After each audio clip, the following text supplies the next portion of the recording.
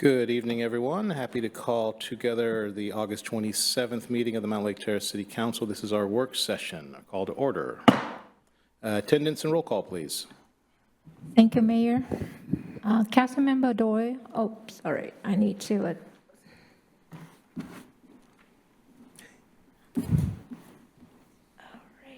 Present. Thank you. Councilmember Matsumoto Wright. Here. Councilmember Murray. Present. Councilmember Page. Present. Councilmember Sunmore. Here. Mayor Pro Tem Wall. Here. Mayor Woodard. Here. And the vocal. Wonderful. We will move to general public comment. Are there any comments online or in person? Yes, we do. And first, I would like to read some protocol about the public comments. Public comments are accepted at designated times during council meeting and work sessions and become part of the official record. Address the council as a whole and focus on issues rather than individuals. Speakers are limited to 5 minutes. Comments exceeding the time limit or violating the guidelines may be terminated. Council does not respond during public comments during this time. Written comments will be included in the official record but will not be read aloud. So tonight we have Dave Jeremiah. So please come to the podium, and you have 5 minutes. Give me 1 second. Let me share my screen. Thank you, Dale Jeremiah.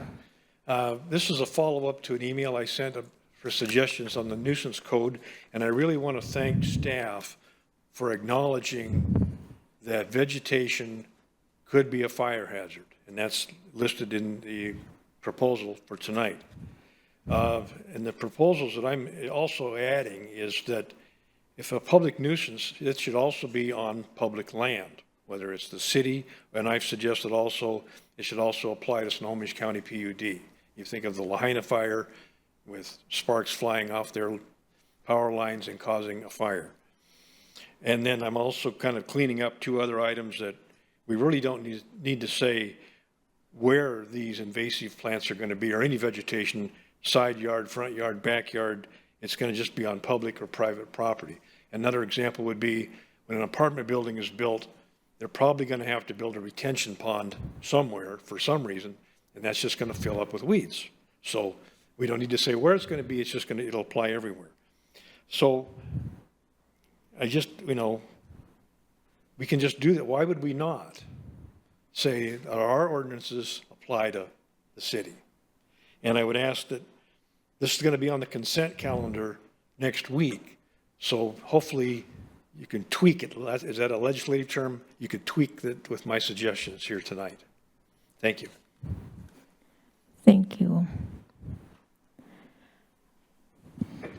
And we don't have any further comments, no further comments sign up in person or online. So, we don't have any more. All right, thank you kindly. We will move on to presentation on the final branding guidelines and marketing strategy.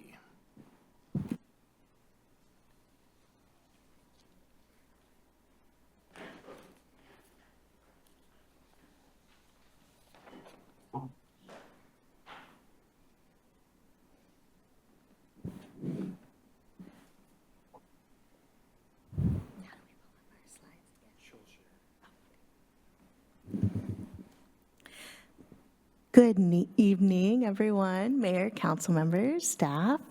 My name is Sienna Spencer Markles. I'm the Communications and Community Engagement Manager for the city. And this is Ryan Doss, who's the Economic Development Manager for the city. And we are very excited to present the final deliverables resulting from our branding, our citywide branding project. We have our wonderful consultant online, Rachel Aziz, and she's going to be walking through the presentation with you and the final deliverables that we've been planning and developing and working on for nearly a year. And Rachel, are you ready to go? Ready. Hi, all. I'm going to go ahead and share my screen. Slideshow. Well, hi, good to see you all again. I am losing my voice a little bit, so I'm going to try and speak clearly, but apologize if you have any trouble hearing me. But it's been wonderful to work with you all over the past, I believe it's been 10 months. So I'm going to go through a little bit just how we got here and then talk about the main 3 deliverables: the brand guide, the wayfinding and placemaking strategy, the marketing strategy, and what to do from here. So how we got here. Yes, 10 months in the making. We started last October. That brought us to where we are today, kind of at the end of phase 3, we have all these final deliverables. So a lot of work went into this process, including 16 different stakeholder and focus groups, 313 community survey responses, 8 different background documents reviewed, 1 community workshop for city council meetings, and 4 meetings with our project team, which included representatives from local businesses, the chamber, residents, and staff. Plus youth engagement. I know that's something that you all are really passionate about, so that is something that we worked with staff to include as part of this last phase. So we wanted to engage with people as young as 8 as well as to 18, so kind of different exercises depending on age groups. We felt like the most valuable piece for them to give their feedback and kind of share ideas around were around the placemaking strategy. So the staff both had students visit City Hall and do some exercises, and also included some exhibits and exercises at National Night Out. So in certain points in the presentation, there'll be a little call out that shares kind of which were favorite ideas from some of our youth engagement. High level, what we heard are, your top strengths are your neighborliness, your parks and your open space, your unique local businesses, your events, the light rail access, and your proximity to Seattle. That you are a welcoming, family-oriented, safe, and connected community, and that there's an opportunity for more public art and more support for local businesses. I love this quote that the community here embodies a unique and fascinating spirit of kindness, passion, and creativity. So that kind of created this through line of everyday extraordinary, which weaves through all of our documents. So the first deliverable we'll talk through is the brand guide. So this is really a working document for everyone who uses the Mountlake Terrace brand, the visual identity as well as the messaging and the voice, and kind of how that gets worked into your everyday communications. So this includes a brand positioning statement that we worked on with the project team. Mountlake Terrace is a small, diverse community in the greater Seattle region, connected by light rail and growing with intention. It's a place where neighbors know each other and city life and natural areas sit side by side. So this is really the statement of who Mountlake Terrace is and where it sits relative to the region. I should have said, I'm not going to talk through everything in these documents. They should have been provided to you. I'm sure they were. So if you have any specific comments afterwards, I'm happy to address them, but I'm just going to talk about a few high level things. I know we've seen before kind of these 3 kind of key parts about the personality of Mountlake Terrace. The grounded optimist, intentionally paced, and open arms. So these are the things in messaging that's really emphasized in the brand guide as well as illustrated. And then we have different messaging for different audiences. So this is another item that we workshopped a lot with our project team, who had wonderful feedback about how to make sure that we're speaking to developers and investors and making sure that this, speaks to them and speaks to our desire to grow. But because you're a small city, every project matters a lot. And so trying to find the right developers who are going to really make an investment that matters. We also have more guidelines around how to use the logo, the different colors, the different brand marks. And the logo mark didn't change much. There were some minor refinements, some rounding of the edges. We created some additional badges, and then showed kind of how different pieces can be used in different ways. We also expanded the city's color palette. The deep blue and cedar green have always been part of the color palette, but really wanted to clarify, like add a bit more options to the palette. And then different tints and shades. So to make sure, ADA accessibility is huge right now. We're as a municipality required to make sure all of your communications meet that. And so having kind of lighter and darker tones that are still on brand is really important. And then also having some colors that are a little bit more fun, that speak to, the Recreation and Parks Department. So having some guidelines around how the Recreation and Parks Department can fit within the city's brand standards, as well as typefaces. So again, this main typeface is what you've been using, but it wasn't ever really documented what it was or how to use it, and there wasn't a set of typefaces that paired with it. So we've included different ways to pair different typefaces and a little bit of information about how it should be used. We also have talked in past meetings about the sub-area plans, so those are also included in the brand guide, kind of the final messaging for each district, the vision for what these areas could become, and some designs for each district. And then the wayfinding and placemaking strategy is another key deliverable that I know we have talked with you all about. At our last meeting, I know we talked about signage. So we moved forward with this direction based on feedback and conversations with staff, that it would be kind of the quicker to implement because of the cost and construction feasibility. So we built this into a broader system of signage types. These use a kind of wood as a structural base, red cedar, and then powder coated steel panels, and then some channel lettering to add dimension, as well as a kind of CNC routed relief on some of these posts. So as I mentioned before, these are directional. When you're ready to invest in signage, you would need to work with a fabrication partner to get, final construction drawings and exact materials and exact placements. But hopefully this gives you a guide of at least what they look like and how they fit in with your brand. We also heard from our project team that there was a lot of love for this direction, and that maybe there is a place for it alongside the other direction.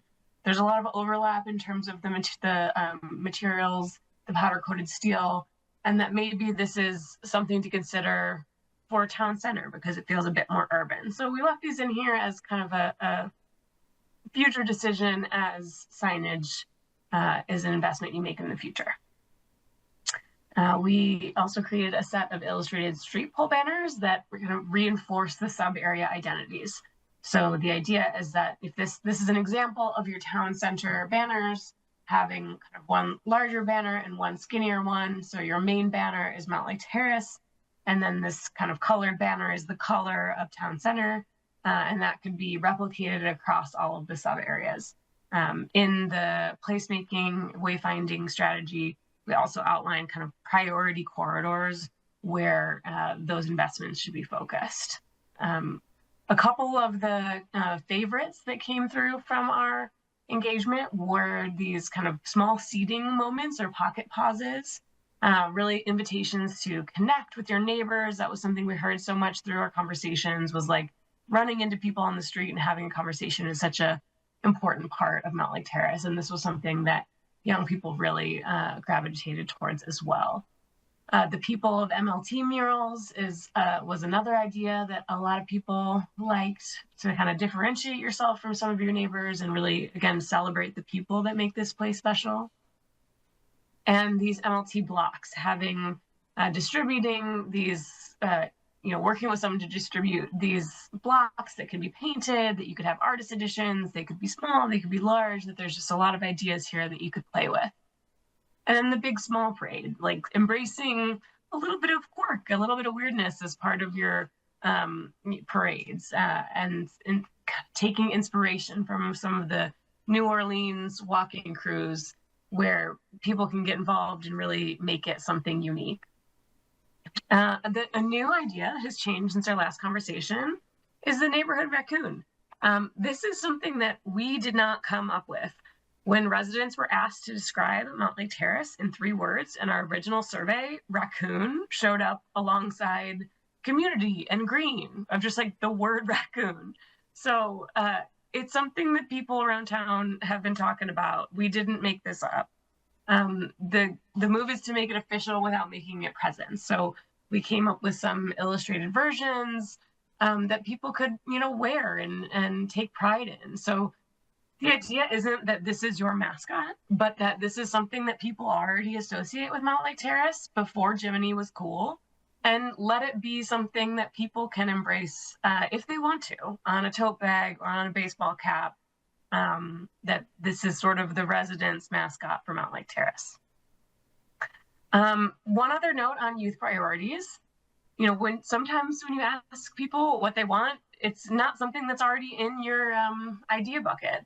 And one of those was a skate park. That was a specific example that, people in general, teenagers ask for places designed for them, but in particular, a skate park. So the idea, these placemaking ideas are more smaller scale, low cost. As a skate park is a capital project, but I just wanted to make sure it didn't disappear, because this is something that we heard from young people, and I know Ryan said in his recent travels that it was a real economic development boom to have a place like this. So just wanted to include that. And then we have our economic development marketing strategy. So the goal for this is really a roadmap for staff organized around 3 goals: invest, live, and visit, with invest being the lead priority, that economic development is a priority for your community. And so attracting developers, businesses, and capital to Mountlake Terrace, and making the case that this is like the right place and the right time to invest is the main goal, followed by encouraging people to want to live here, that this is a place worth planting roots, and making sure the people who already live here are strong ambassadors. And then lastly, to draw visitors and people from the region to experience what's here. And so we have 2 different content themes. This is mostly an economic development marketing strategy, which is kind of the main tagline and content theme for that is to become part of our story. And so this track is aimed at developers, investors, employers, and the ideas alongside it are, more targeted to them. One-pagers about why you should invest, market opportunity briefs, a State of Mountlake Terrace newsletter, things that the economic development team can use in outreach and prospect conversations. And then we have the connected to everywhere, rooted right here. And so this is really the city communications track that's aimed at residents and local businesses. So the tactics change. They're more like business owner spotlights and visitor series and things that the city's existing channels can carry. So we pulled a couple things from this marketing strategy. So for each of our audiences, we have a little bit about who they are, what they're looking for, and why Mountlake Terrace is the right opportunity for them, whether it's developers and investors or businesses, large and small, who are looking for their next location. Same for residents and visitors, different kind of what's driving them, what they're seeking, and what Mountlake Terrace brings for them. And then for kind of to close out this deliverable, there's a, tactics and rollout section. What can happen in the next year? What can happen in the next 5 years? And so these all tie back to the 3 core priorities and are also organized by economic development and city communications, because we heard that that's how your teams are organized. And so that's the way that this needs to be structured. These are some designs for the economic development one-pagers. Some of the content might change as you grow and you want to highlight different things, but these are templates that the communications team and the economic development team can work together to communicate why this is a place worth investing in. So those are our main deliverables. Looking forward, we are looking to you to be a brand ambassador, that you are a credible voice, probably the most credible voice for telling the story of Mountlake Terrace. So what we're asking from you is to talk about Mountlake Terrace differently. Use the brand language when you describe Mountlake Terrace.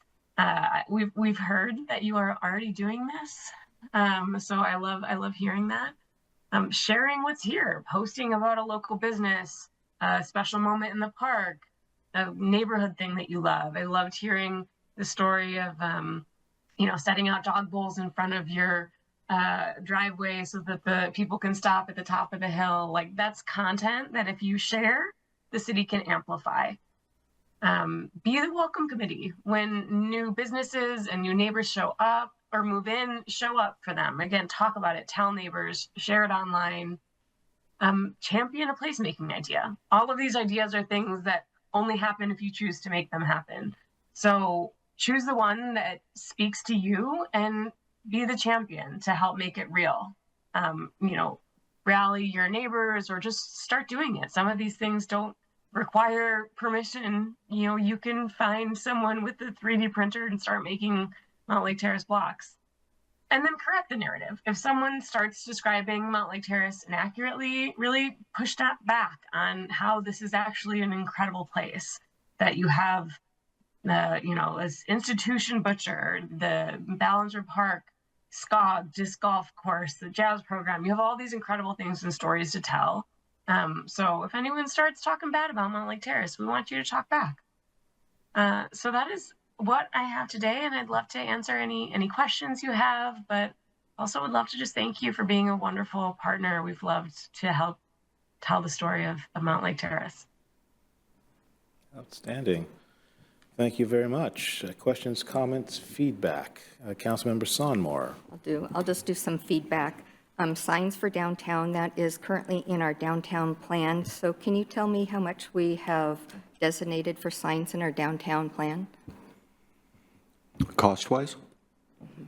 At the moment, nothing.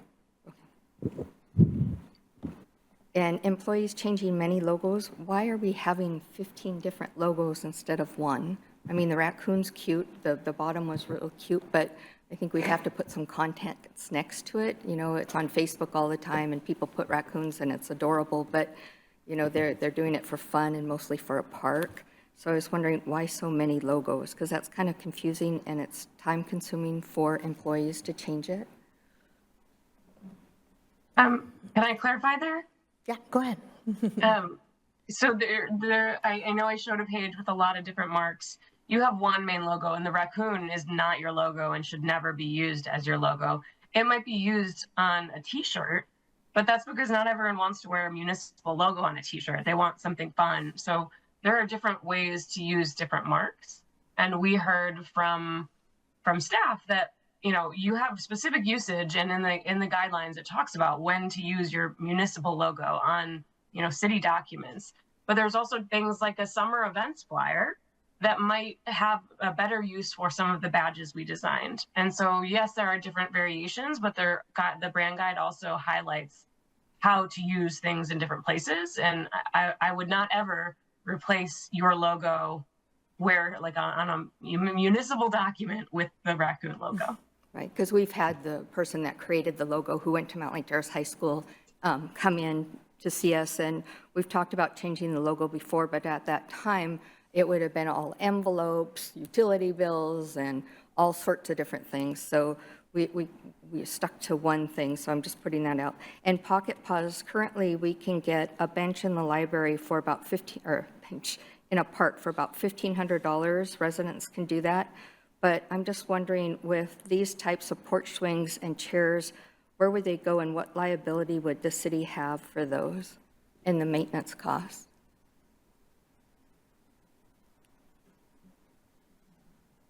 Ryan, Sienna, you can speak more to where they would go and liability costs. No, I mean, that's a great question, and that's going to have to be identified, as we proceed with implementing some of these placemaking ideas. And so that will be worked through with the Recs and Parks team of, all the considerations, cost and liability, before that's executed on specific locations.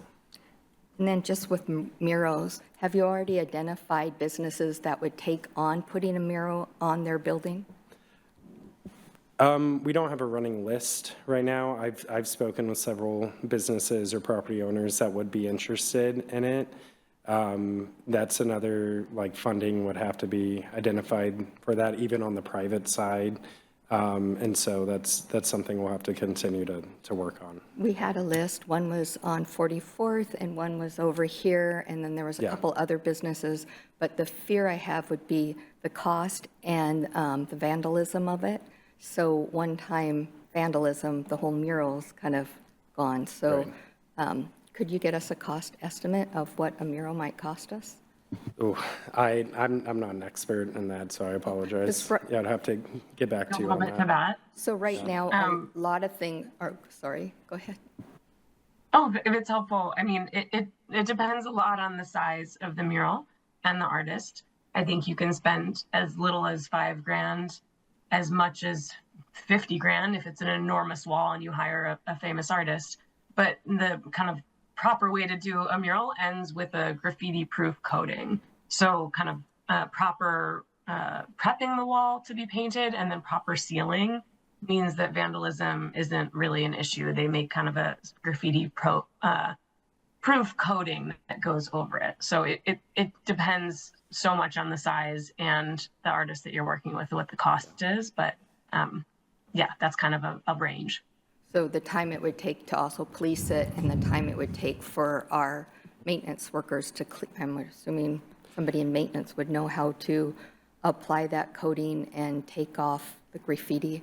I think it might depend on the specific situation. If it's on private property, it might be on Yeah, the exactly. private owner's responsibility to maintain and clean. I think it's in our code, you have so long to get graffiti off your building. Right. And so do you want to take that on as a property owner as an extra cost? And so just pointing that out. And then, and the blocks are a cute idea. I think we already have some over at the coffee shop, and I'm wondering where they would go. And did you do a background check on previous skate parks that we we're going to have in Mountlake Terrace? Because we supported Briar for their skate park because we didn't have $300,000 to $600,000 to build a skate park. So And that stems from our youth engagement and was just kind of an idea to put out there. There has been no conversations of actually implementing that as of yet. And I'll finish up because I know Kyoko has a question, but I was hoping you'd have the main message. We've always had main messages that we gave council when you go to cities and towns or you go to Olympia that we've spelled out. And I thought you guys would come back with like, it's an Edmonds kind of day or something like that. So I was kind of hoping, and I know you're very creative at that, so I was hoping that we could have something like that. So I'll stop now because I know Kyoko has some questions. Councilmember Matsumoto Wright. Thank you. The city of Edmonds has a whole list of criteria for their murals. And the average apparently, because my friend is on the board there, and apparently the average cost of a mural on the side of a building, and it depends on the size, is approximately $10,000. And then they do have, and then it's for 10 years. I think it's for 10 years, and it's this and that. There's this whole list of criteria, rules, and everything. And so if you can get a copy of that, that would save us from having to start from scratch. And they have what the artist can and can't do, and so forth. So it's all in there. So if we can just ask the city of Edmonds for a copy of their paperwork. And as you know, Edmonds has murals on almost every building. Thank you. And I wanted to leave room if anyone wanted to double back. I heard a question about a theme, and I would say I think that's what the content themes are, that become a part of our story and connected to everywhere, rooted right here. But if you want to speak a little bit more on that, this would be a good time. Otherwise, we'll go back to questions, comments. I just wanted to point out and make sure clarity here. This is plan. Independent elements of the plan will be budgeted separately as part of separate projects that will also come back to council for approval. So this is not allocating any money. It's not spending any money for these things. It's saying these are the things we like to do if we have the resources available to do them as part of a separate process.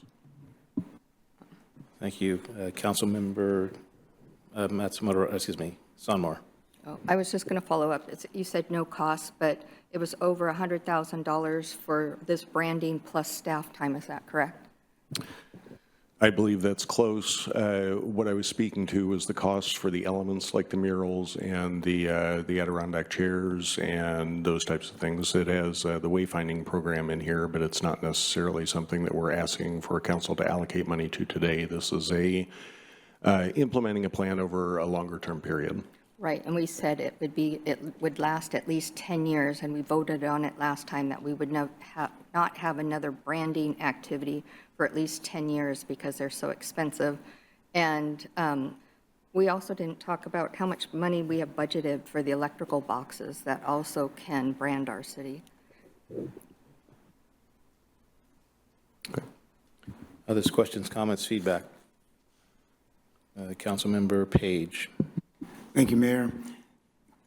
Thank you, Rachel, because I know you were hit with a lot of, both of you were hit with a lot of, well, what does this mean and how much is this? At the last time that you was in front of us, and so you did I think very good job of answering a lot of those questions, you know, that we had. And we have your strategy, we have the guide, we have the presentation, and I think it's kind of exciting, a little daunting, I'll admit, because it's a lot, and a lot of this, as I was looking through this and going over it and going over it, you know, I couldn't help but think of, you know, what did Bothell and Woodinville and Mill Creek, what did they go through to get to where they are? Because a lot of the things that you are talking about looks a lot like their city centers, you know, with the signs and the walkability and the murals and things like that. So there's a lot of work left to be done, you know, by the city, a lot of work left to be done, you know, by council, and a lot of businesses need to come in here so that we can kind of see where we need to be. The question that I have is two of them. First to you, Rachel. I know you referred to our parks and recreations when you talk about, you know, some of the things that can go where. I'm just wondering, what sort of comments, advice did you get from the Arts Commission? The Arts Commission is a very historical group commission in this city, has a lot of past things that, you know, they've had their hands on. And did anything come from the Arts, or did you have opportunity, you know, to get feedback from the Arts Commissions on colors or, you know, any of this presentation? Yeah, I appreciate that. Ryan, I'm hoping you can remind me, from our project team, there's the staff liaison from the Arts Commission. And so she worked with the Correct. Arts Commission to kind of talk through some of these things and brought that back to the project team. Can you remind me her name? Yes, so Renee is part of our project team. We also conducted a stakeholder listening session where, Rachel, it's been a while. I don't remember if you were there or if it was your team member, where we had a discussion with Arts Commission about this. And it was more of the fact-finding phase of the project. So some of the details of color palette that you're asking for hasn't gone through them. Okay. But they helped inform the messaging and the look and feel of the project. Okay. And I know we have here in our audience the new chair and vice chair of the Arts Commission. And I hope that you all, as well as the rest of the commission and the community, will weigh in on this presentation so that, I mean, they talk about the feedback. Well, the feedback has got to keep rolling into us so that we can understand, that you can understand, you know, what the community feel is feasible. The only other question I have is, I know the chamber is bringing in a lot of businesses, you know, every month. You know, I see this list of new visitors that are coming in every month. And in your opinion, how are these businesses fitting into this plan? Do they even know of this plan or this idea of a plan when these new businesses are getting attached to the chamber, or is that going to be something after the fact?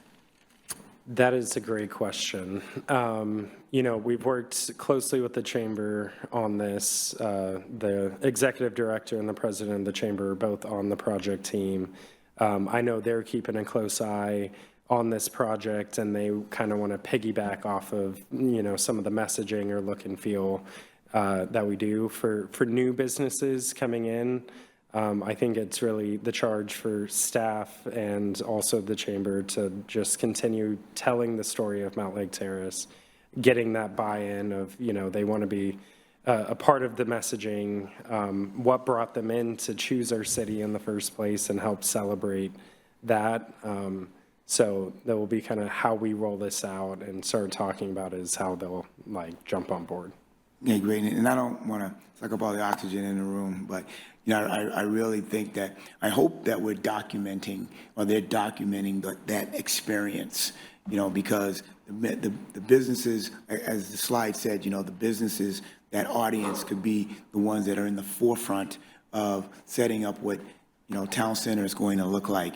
And I would think that they would want to know that they are part of that mechanism, and will want to be not only vocal but physical, and being able to be part of that whole marketing strategy at the onset. And so I hope that's happening, or if it's not, we have to, you know, get those new businesses, sit them down and say, guess what? You know, you're it. Yeah. And this is what it's going to look like for you if you help us out. You know what I mean? Yeah, no, and I think that's a great sentiment, and definitely something we can continue to expand upon. And what is exciting for me about these deliverables is they're living documents and living strategies of, we'll, you know, continue working with the Arts Commission and Planning Commission and our businesses and, you know, the community of how do we keep telling our story, and how do we keep improving it, and what's enticing about it, and what excites people. So it just being this living, you know, documents of, we can always adjust as we go along is exciting. So. And the beauty of it is Yeah, you just can quick begin. addition. I think that Ryan said it well. This isn't the end of the road, it's the beginning. Like our goal is to give your staff the tools to work with businesses as they come in, to welcome them, to, you know, use the brand guide to create a, you know, you're part of Mountlake Terrace's story decal that they can put in their window, to give the Arts Commission more ideas to move forward on, and to decide what to, you know, make happen. So this is not meant to be the end of the road, it's meant to be the beginning. Excellent. I was going to point out, and you can genuinely use the content theme, become a part of our story, right? So you're using the deliverable to get our businesses to get on board. This is their story as well. We'll go to Councilmember Doyle, and then we'll double back to Councilmember Murray. Thank you, Mayor. I wanted to add two comments about murals. For one, when it comes to vandalism and graffiti, murals are actually a preventative measure that cities can take. A lot of folks who are going to tag property are actually looking for large blank open spaces. They're not looking for murals. So murals are actually prevention. And my second point is that there's a mural in Lake Forest Park Town Center in the Commons. There's a wonderful mural of author Octavia Butler, a science fiction author. And there was a mural designer for it, but they actually had signups, and something like 75 to 100 kids and community members came and they painted that mural. So while we might have to in the future invest in someone for design, the community can be a part of it. And hopefully perhaps the Arts Commission could help with something like that. So the muralist doesn't have to paint the whole thing themselves. This can be a community event. Thank you, Mary. Appreciate it. And Rachel, Sienna, and Ryan, appreciate all of the work. I think 10 months ago, or whenever we initially had this conversation, I mean, a big part of the driver was that we have all of these goals as a community, right? And we were struggling to see the forward momentum that we were hoping to see as a community, right? And a big part of that has felt like it's because people don't know where Mountlake Terrace is, or if they do, they don't really understand the opportunity that exists here. And so being able to tell our own story in a way that's cohesive and consistent is a really important part of the next step for us.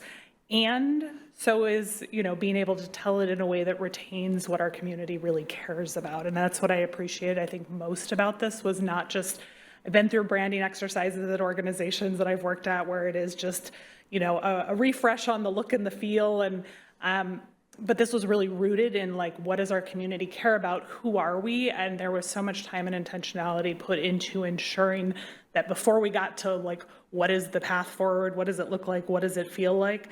It's who are we? And I think that even, I think put words, and I think I said it at one point when we had one of these reviews, like it put into words how I feel about our community in a way that I had not been able to articulate as nicely. So I appreciate those of you who have talents in this space because it does, it gives us language and verbiage to talk about the things that we all know as community members that we love and care about our community. And now we're able, the fact that you put together, I think very simple next steps that like we can all be brand ambassadors and empowering us to now take this body of work and to have an ownership stake in it. I just think that is phenomenal.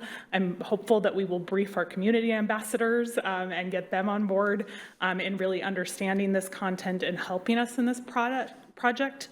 But like it empowers every single member of our community. Like I love the MLT blocks. I'm hoping somebody over at the high school in the shop class decides that they want to take that on as a fundraiser project because I think that would make a lot of sense and I would love to buy one. So I think this has been such a thoughtful process and I'm so excited about where we ended up. I love Everyday Extraordinary. It feels like that's who we are. And I love the rooted right here. I think that's been something that our mayor's talked about a lot and, but connected to everywhere. And so anyway, I think this for me very much aligns with how I understand our community and what I'm excited about moving forward. I appreciate that you heard feedback as we had these conversations, particularly around youth engagement. I think they gave all sorts of good feedback. I hope we listened to it. I think I've said many times as we've talked about placemaking that there is a missing space for our young folks. And some of that is just because that's particularly visible for me as somebody that has a 12 and a 15-year-old. I know that they are searching for positive things to do. And as we talk about trying to give young folks positive things to do so they are able to make better choices, I think placemaking is a super important part of that. So appreciate that came forward as part of the process as well.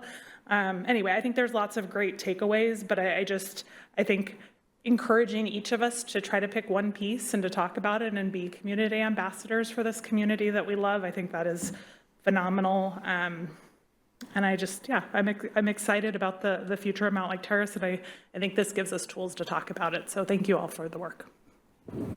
Thank you. Any others, comments, questions, feedback? Mayor Pro Tem.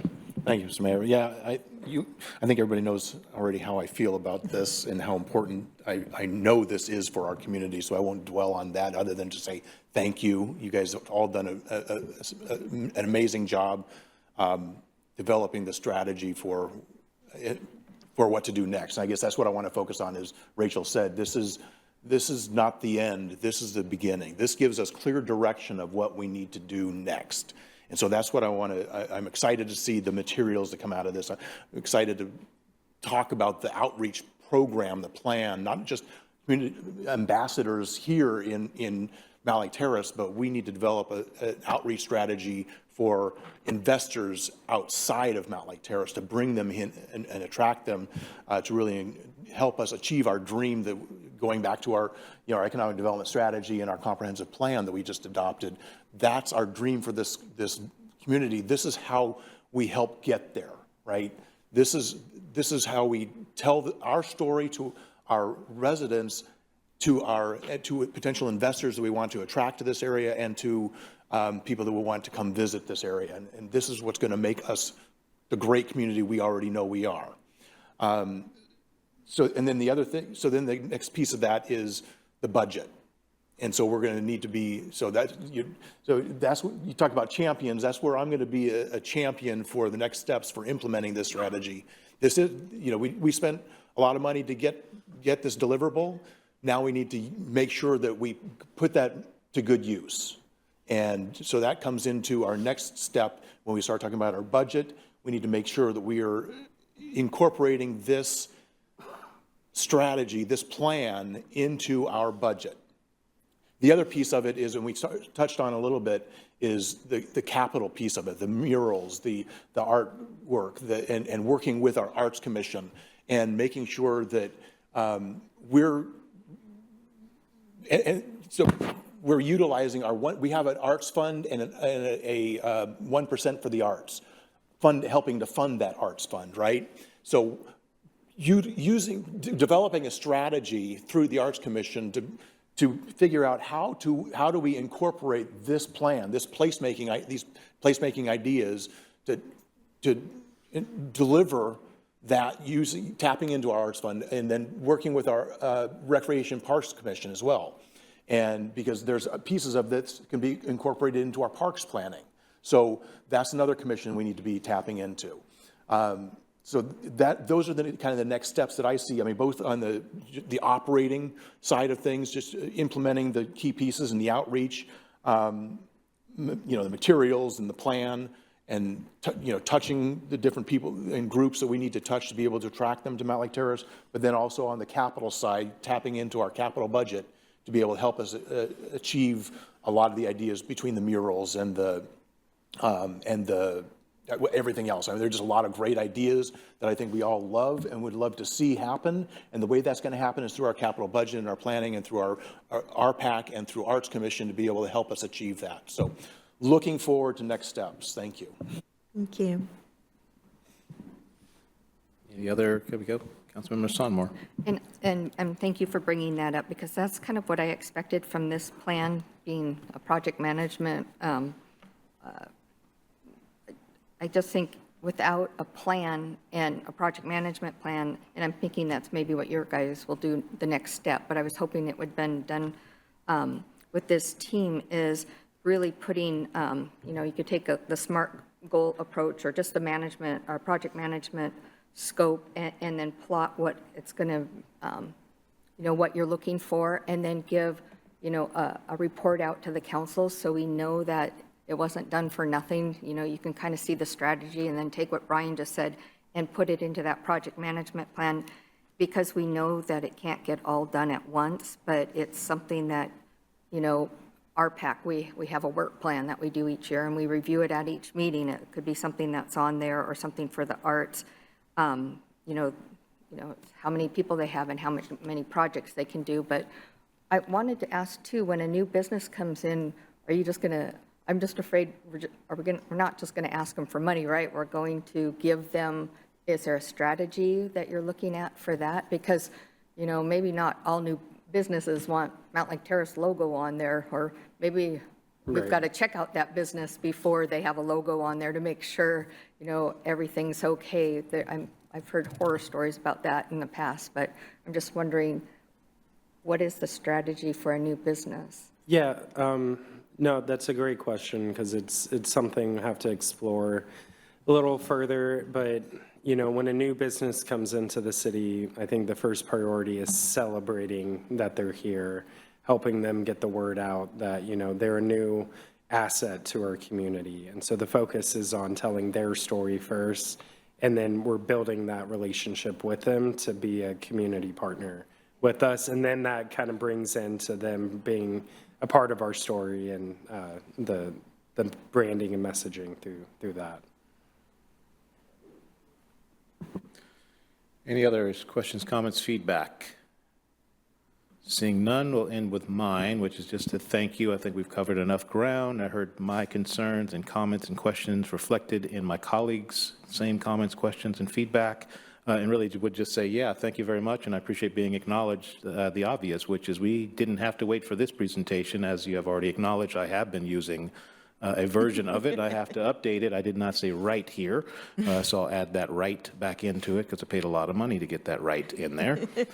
So that said, on a serious note, thank you sincerely. This wonderful work. I think this council would agree that this was a tough decision to spend the money, but I think that we will see it come back in dividends that this council won't be able to appreciate, but future iterations will definitely look back at this time and say, hey, that was a great step and pathway for us. The next one being ours to continue to shape. That said, you're free to move about the country, as they say. Thank you, Rachel, and the Altogether team. Thank you. Appreciate your time. Sorry, I'm very transactional because it's already 8 o'clock. 5 o'clock, 5 o'clock. Number 5, presentation of the second quarter financial report would be up next. Thank you all very much. And I believe welcome back. And so with that, we have the quarter 2 fiscal year 2026 financial report.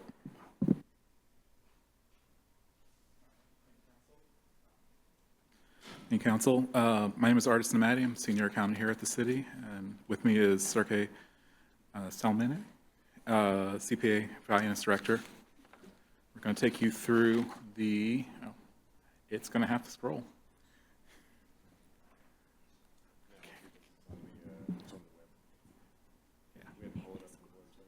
Okay, move that closer. Will do. All right. Purpose of today's presentation is to update the council on the city's fiscal position through quarter 2, which was the end of June for 2026. Agenda for today is to give you an overview of the big picture about how the city is, go fund by fund, budget to actuals, and then give you the debt payment schedule to close things out. As an overview, just a reminder, our report is through quarter 2. Expectations for many of the revenues and expenditures is going to be at or around 50%, but not everything moves that exact way throughout the year. So some things will be lower, some things will be higher, depending on how the ebb and flow worked. Most funds are below 50% budgeted expenditures. There are exceptions. Recreation Fund had the yearly insurance costs in Q1 that is still being averaged out over the year. Information Services had annual subscription renewals happen in quarter 1. And then Sewer, Water, and Storm, we set up the capital and debt services. There was a transfer at the beginning of the year to set those funds up, and that all hit at day 1. So that is still being seen throughout in terms of what percentage of their expenditures they're at. Going forward to where near the end of the presentation, relatively light work has occurred on many of the capital projects that are in the budget. Largest capital expenditure, though, has been Main Street project in terms of where the spending has been. So next, I'm going to take you through the general fund, the department by department. We're going to start with the city manager's department. City manager's department is a collection of, on this slide, city council, city manager, clerk, attorney, community outreach, economic development, and human resources. Covers everything from engaging with the community, council meetings, and managing labor relations.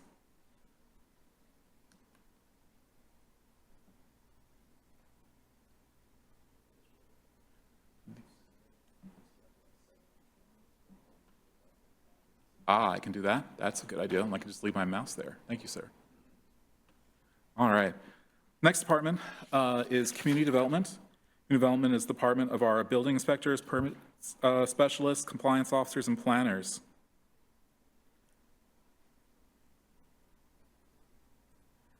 Let's see if that works. I've clicked the wrong button. There we go. Yep, it'll get there. There we are. Next is finance. That's Sergey in my department. Finance also includes utility billing, which we'd like to point out here because a good portion of the reimbursement from other funds is from the utility funds paying for utility billings, expenses being at the finance and utility bill department. Yes, sir. Mayor Pro Tem. Thank you, Mr. Mayor. Just looking through the percent of budget, so just services, just curious what the services were and if they're, what we're expecting for the rest of the year. So as you can see, the Q1 was where the spike in services was for this department. During that Q1 presentation was the insurance that we brought up, and that's still taking into effect basically throughout the year. There's not necessarily large expenditures like that we might see. All right. Next, we have the Parks Department, which maintains 293 acres of parks and open spaces throughout the city, all on a $1.5 million budget.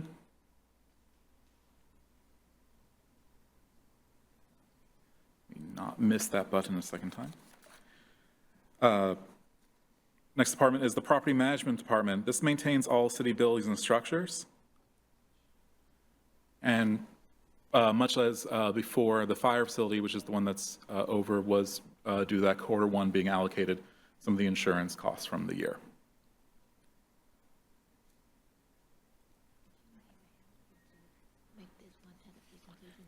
If you can get to presentation mode, that would be great. Thank you very much. Okay, cool. Good, excellent. I appreciate that. I didn't think you could do that online.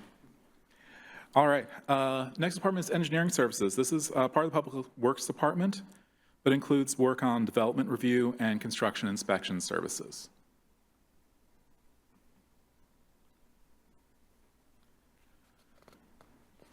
Now we have the municipal court. These costs are mostly based off of contracted rates and actual needs. So what the costs are just driven by what the needs of the police and other things are that feed into this. Speaking of police, I think they're next. Yes, they are. And for police, payroll operations are still elevated. This is still to overtime usage. Being down people, overtime is more expensive. Mayor Pro Tem. Thank you, Mr. Mayor. Remind me what operations under the expenditures, So as opposed to, salaries and benefits and things like that? So the top part is salary, benefits, supplies, and services, and then it's broken down by command, operations, and leaf charges. So when I'm saying operations, I'm saying the bottom part of the graph where we're breaking it down a different way. Okay, right, got it. Yeah, I see. It's the same, it's just broken differently. Got it. Thank you. Right.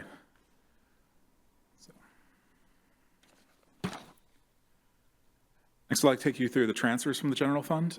These support recreation pavilion, street maintenance, general debt obligations, and the fleet reserves.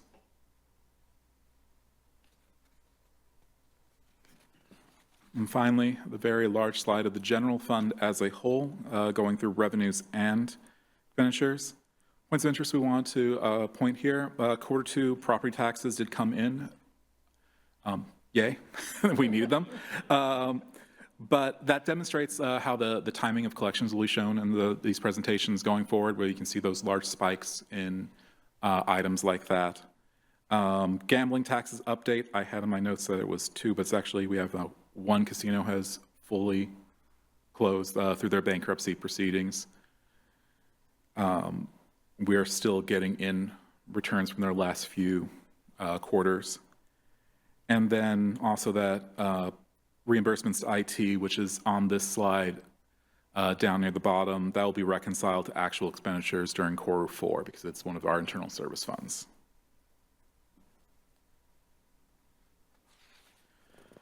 All right, now we're going to go past the general fund into Mayor Pro Tem. Thank you, Mayor. I just want to highlight that we're currently 44% of the budget, which is good. We're under budget and slightly over on revenues, so good news. All right. First of the funds to look through is the Housing Needs Fund. Use of these funds were designated for the use in participation of the basically our HASCO membership, so the Interjurisdictional Housing Program.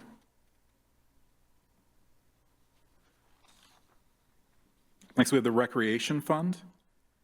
There has been changes here, and basically we've broken out in the revenues here. You can see it from general recreation was a one line last time. We've broken out community events and other revenues, so you can see that more clearly.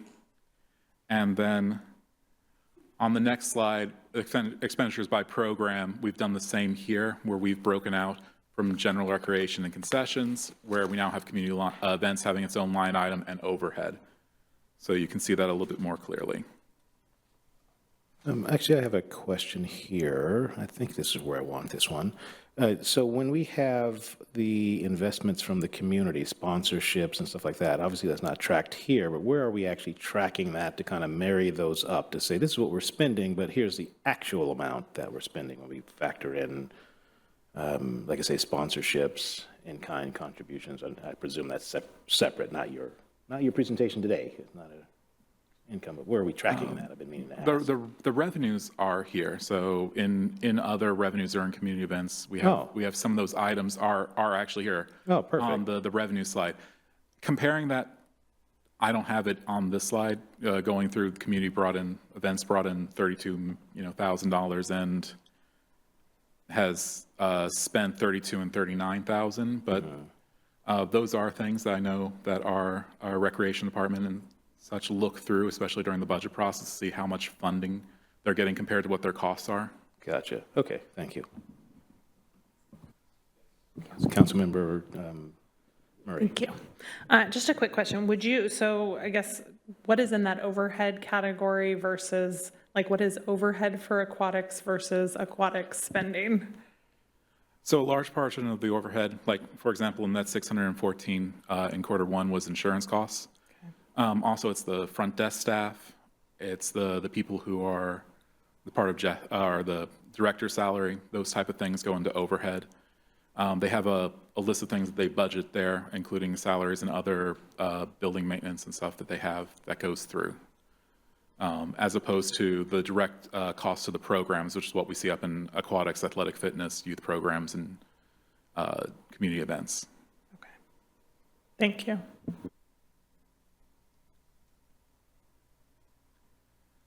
All right. The next fund is the Solid Waste Service Fund.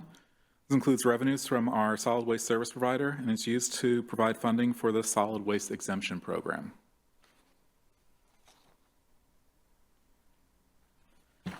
Now have the street operating fund, the first fund we have that need to have this, no, the recreation was to have it on a separate page, the expenditures broken down differently. But as this is our operations fund for street maintenance. And then looking at it as a different way of looking at the expenditures that ties back to the previous page, from street maintenance to right-of-way maintenance, street lighting, and traffic control.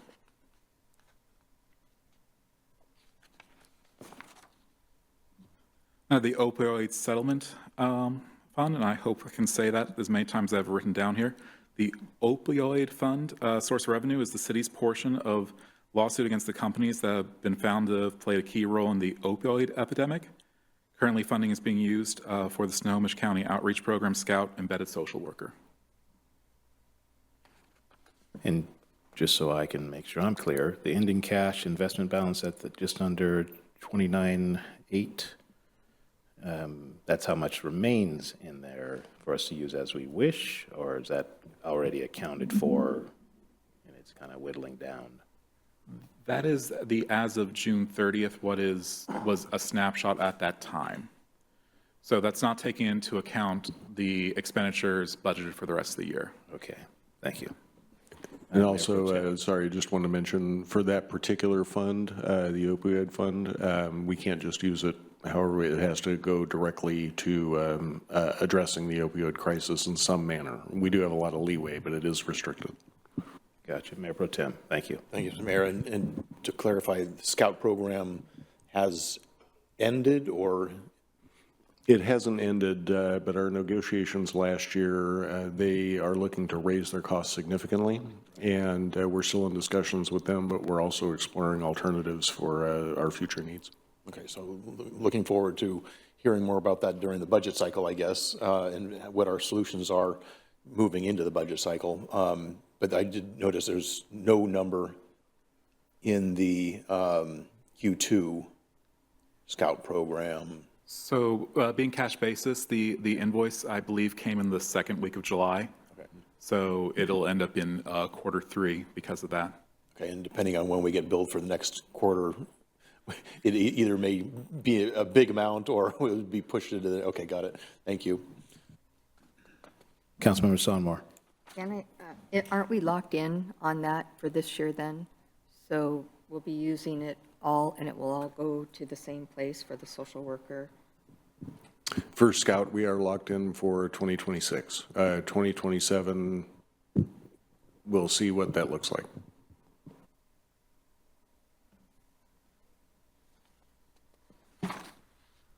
All right. The next fund is the Hotel Motel Tax Fund.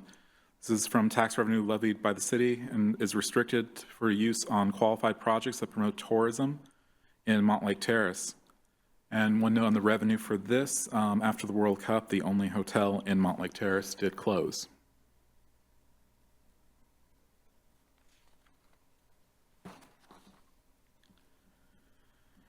Next, we have the Fleet Fund. This is an internal service fund that provides maintenance work on the city's vehicles and also where the fleet vehicles are purchased. We wanted to point out here the capital outlays. Those were for upfits for the police drone vehicle and for a large truck for the water utilities fund.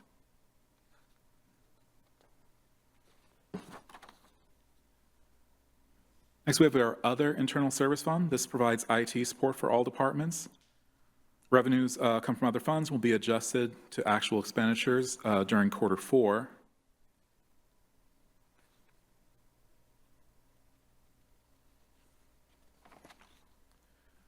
I'm going to start in with our utility funds, starting with the sewer. This is the sewer operating fund. As a reminder, we did transfer out at the beginning of the year a large amount of money to the utilities construction fund to set those up, money that was for construction.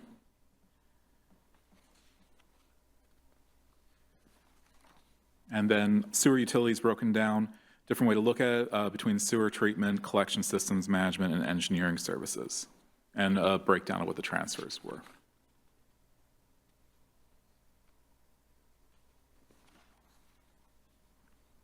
Next fund is the Water Utility Fund. This is our operating fund for the water systems. And looking at it in terms of the expenses, what was spent on water supply, distribution, and engineering services. And again, a breakdown of the transfers.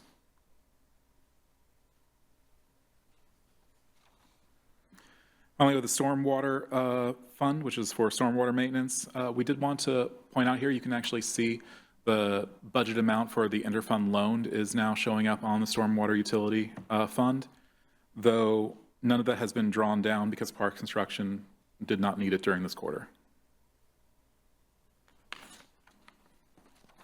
And then showing that by stormwater maintenance, stormwater engineering, and interfund, and the transfers.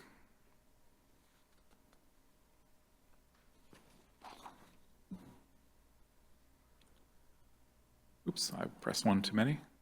Don't mind parks yet. This is street construction next. This is the capital project fund for the construction on street projects. Spending has mostly focused on Main Street with minor closeouts of prior year projects.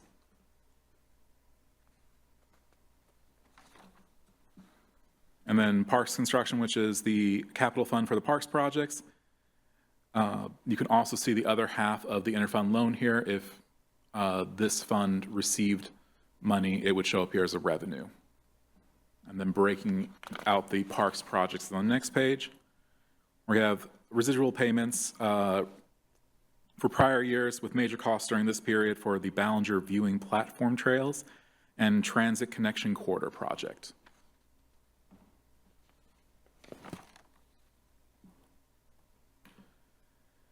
Next in the capital project funds, we have the real estate excise tax. Did it hit next? Didn't hit next. There we are. Real estate excise tax fund. Revenue of this fund is driven by real estate sales, and as needed, this fund transfers to other funds for allowable expenses. So based on what is allowable for REIT 1 and 2.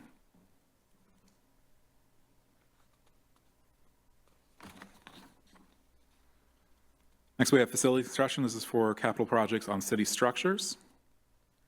There was the closeout of the police roof HVAC and generators.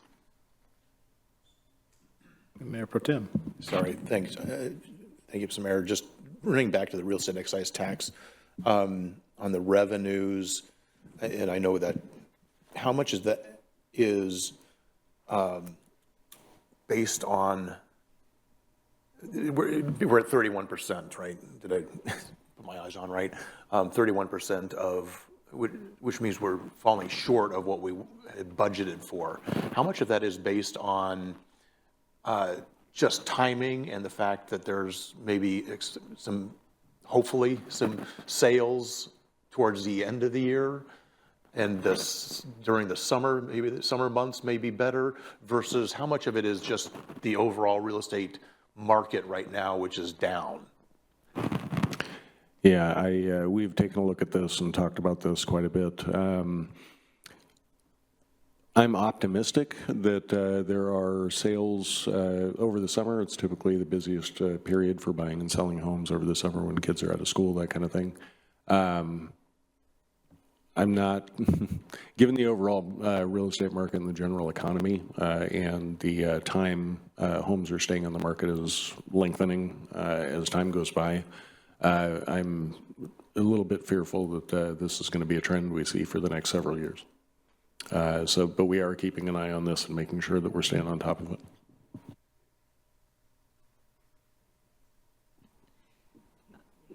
Yeah, Councilmember Wright.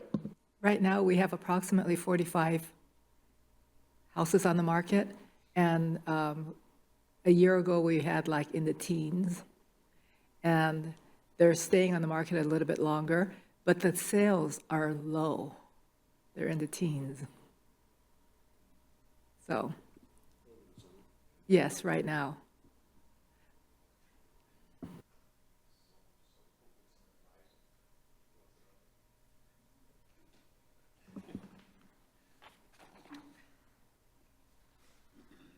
All right, we covered facilities construction.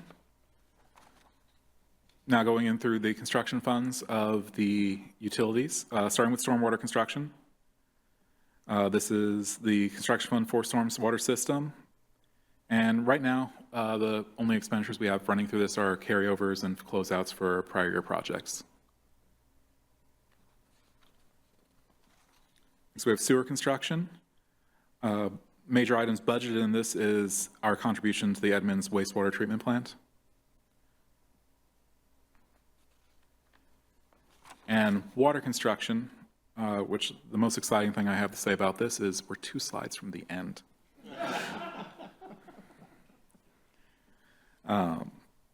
We actually, peeling back to what Q3 will show, that we've been starting to see construction pick up in Q3. So hopefully there'll be a little more to present on these slides during Q3. I want to close you out with our year-end debt outstanding. This is the scheduled debt payments and the ending balances they will be during the year. For the loans, there's still some capacity to draw down those loans if those projects need the funding for them. So those ending balances could change by the end of the year, but this is as if they stand exactly as they are now with what we have drawn down. Any questions? All right, questions, comments, feedback. Councilmember Sonmore. So can we ask about the $2 million loan that we took out? When we took it out, I didn't know we didn't have a bond rating, and I know bond ratings when we take out bonds, but when you go to a bank, if they see you don't have a bond rating, our interest could go up. So I was wondering how much are we paying on our $2 million loan? And I want to make sure that we're not off. So that $2 million loan is an interfund loan. So we're not paying any of it if we're not drawing on it. And the interest, if we do draw on it, the interest would go back into our stormwater fund. So it's a $2 million loan, and we're not drawing on it at all. So we're not being charged anything from the bank for having a line of credit, or what are we calling it? I thought it was just a loan. So it's an interfund loan, so there is nothing, we're not receiving any money from the bank. We would be receiving it from our stormwater fund, so it's an internal loan. And if we do draw on it, then the city gets the interest. The city pays the interest to the city, so just in a different fund. So it's called an interfund loan when it's just from a different fund. Perfect, thank you. And I just have one question. Let's see, I have like 2 questions. So if we go up to the general fund for the city manager and I look for reimbursements from other funds, can I assume that's from utilities? And so how can it be the same amount each quarter? Isn't any refunded back into the utilities? Because when I counted up the utilities, that possible funding could have come out was about $16 million maybe. I was trying to do it really quick. And so for the reimbursements of fund, can we see a breakout of how the billable hours or the hours are being charged for $342,000 each quarter? So it was budgeted a couple years back, and then what we do is every month we transfer money from the utility funds, and then at the end of the year, we reconcile all of it. So we have to do a reconciliation by law that only the services that are used, we have a whole allocation plan that we're actually working on right now, redoing our allocation plan for the city, and it's all reconciled at the end of the year. So that's why it's the same amount, because a lot of funding is being taken from our utilities. I know not all of our funds can use utility funds, but Right. a lot of those are coming out. So, and that's because people in those areas, like the city manager, so it would be the city manager, the deputy city manager, the clerk, the attorney, our outreach, economic development, resource, they're spending approximately 342 billable hours on utilities. So that was a budgeted amount. So we forecast what it would be, and then through every month, we transfer that money, and then at the end of the year, we reconcile it. So, and there will be a different allocation plan coming forward. And we're using an allocation plan from past years. I'm just asking because it's not really transparent, so it's kind of hard to see what's going on in those funds because they are just the same amount every quarter. So why wouldn't you reallocate it or look at it each quarter? Because the way that accounting works, we would do it at the end of the year. Like your accounting practices, or is it the state's accounting practices? I'm not sure what you mean. Yeah, you reconcile all the reimbursements at the end of the year. For whose accounting purposes? Practices. Yeah. So where are you getting those guidelines? Is that state guidelines, federal guidelines? It's a regular practice. This is cities. Yeah, cities do this. I know some may do it, but a lot of them don't do this. The city of Mountlake Terrace has done it as long as I've looked back. I don't think there's been anything different. They haven't. So I mean, I push back on that they haven't done that before. So, but I could see them doing it maybe starting in about 2000, maybe 2000 or a little bit before that. But I was just curious where the accounting practice came from and why wasn't it, looked at each quarter, because we can't really see the transparency in each of the funds because of that.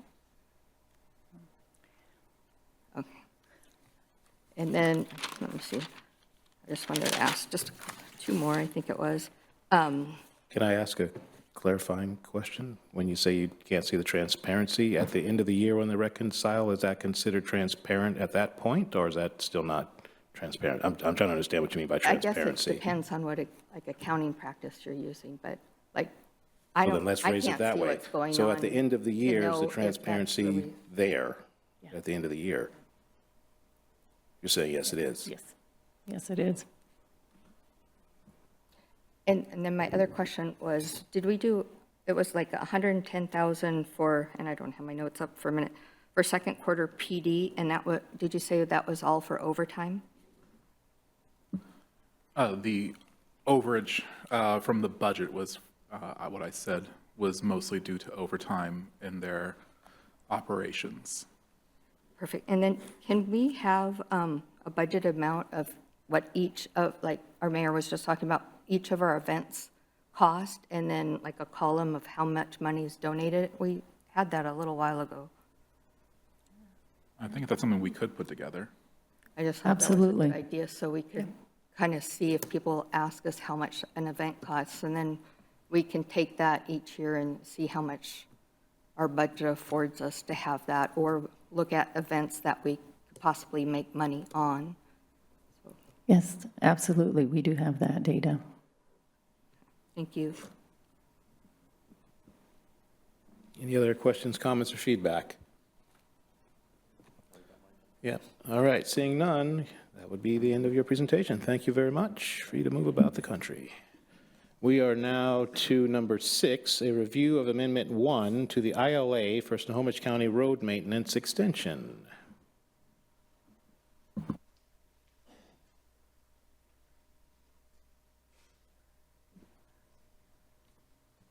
Good evening, Mayor, Council. My name is Aparna Kanal, Deputy Public Works Director. My item today is the interlocal agreement between City of Mountlake Terrace and Snohomish County. We do have original agreement signed in 2022 for the maintenance work. This is the work that City of Mountlake Terrace can do for Snohomish County, or Snohomish County can do for City of Mountlake Terrace. It's for mutual benefit for both parties. The original agreement outlines how it's done, how it gets paid, and it is set to expire at the end of this year, end of December. So county requested the extension, and which was part of the original agreement, that it can get extended for additional 3 years. So this is to amend do the Amendment 1 to original agreement to extend the expiration date to end of 2029. So if Council is okay, the recommendation is to put this amendment to the City Council agenda for consent for next Council meeting. And that's it. Perfect. Questions, comments, feedback? Seeing none, that sounds like a consent agenda. Thank you. Thank you very much. We'll now move to number 7, review of Amendment 1 to lease agreement with T-Mobile for tower.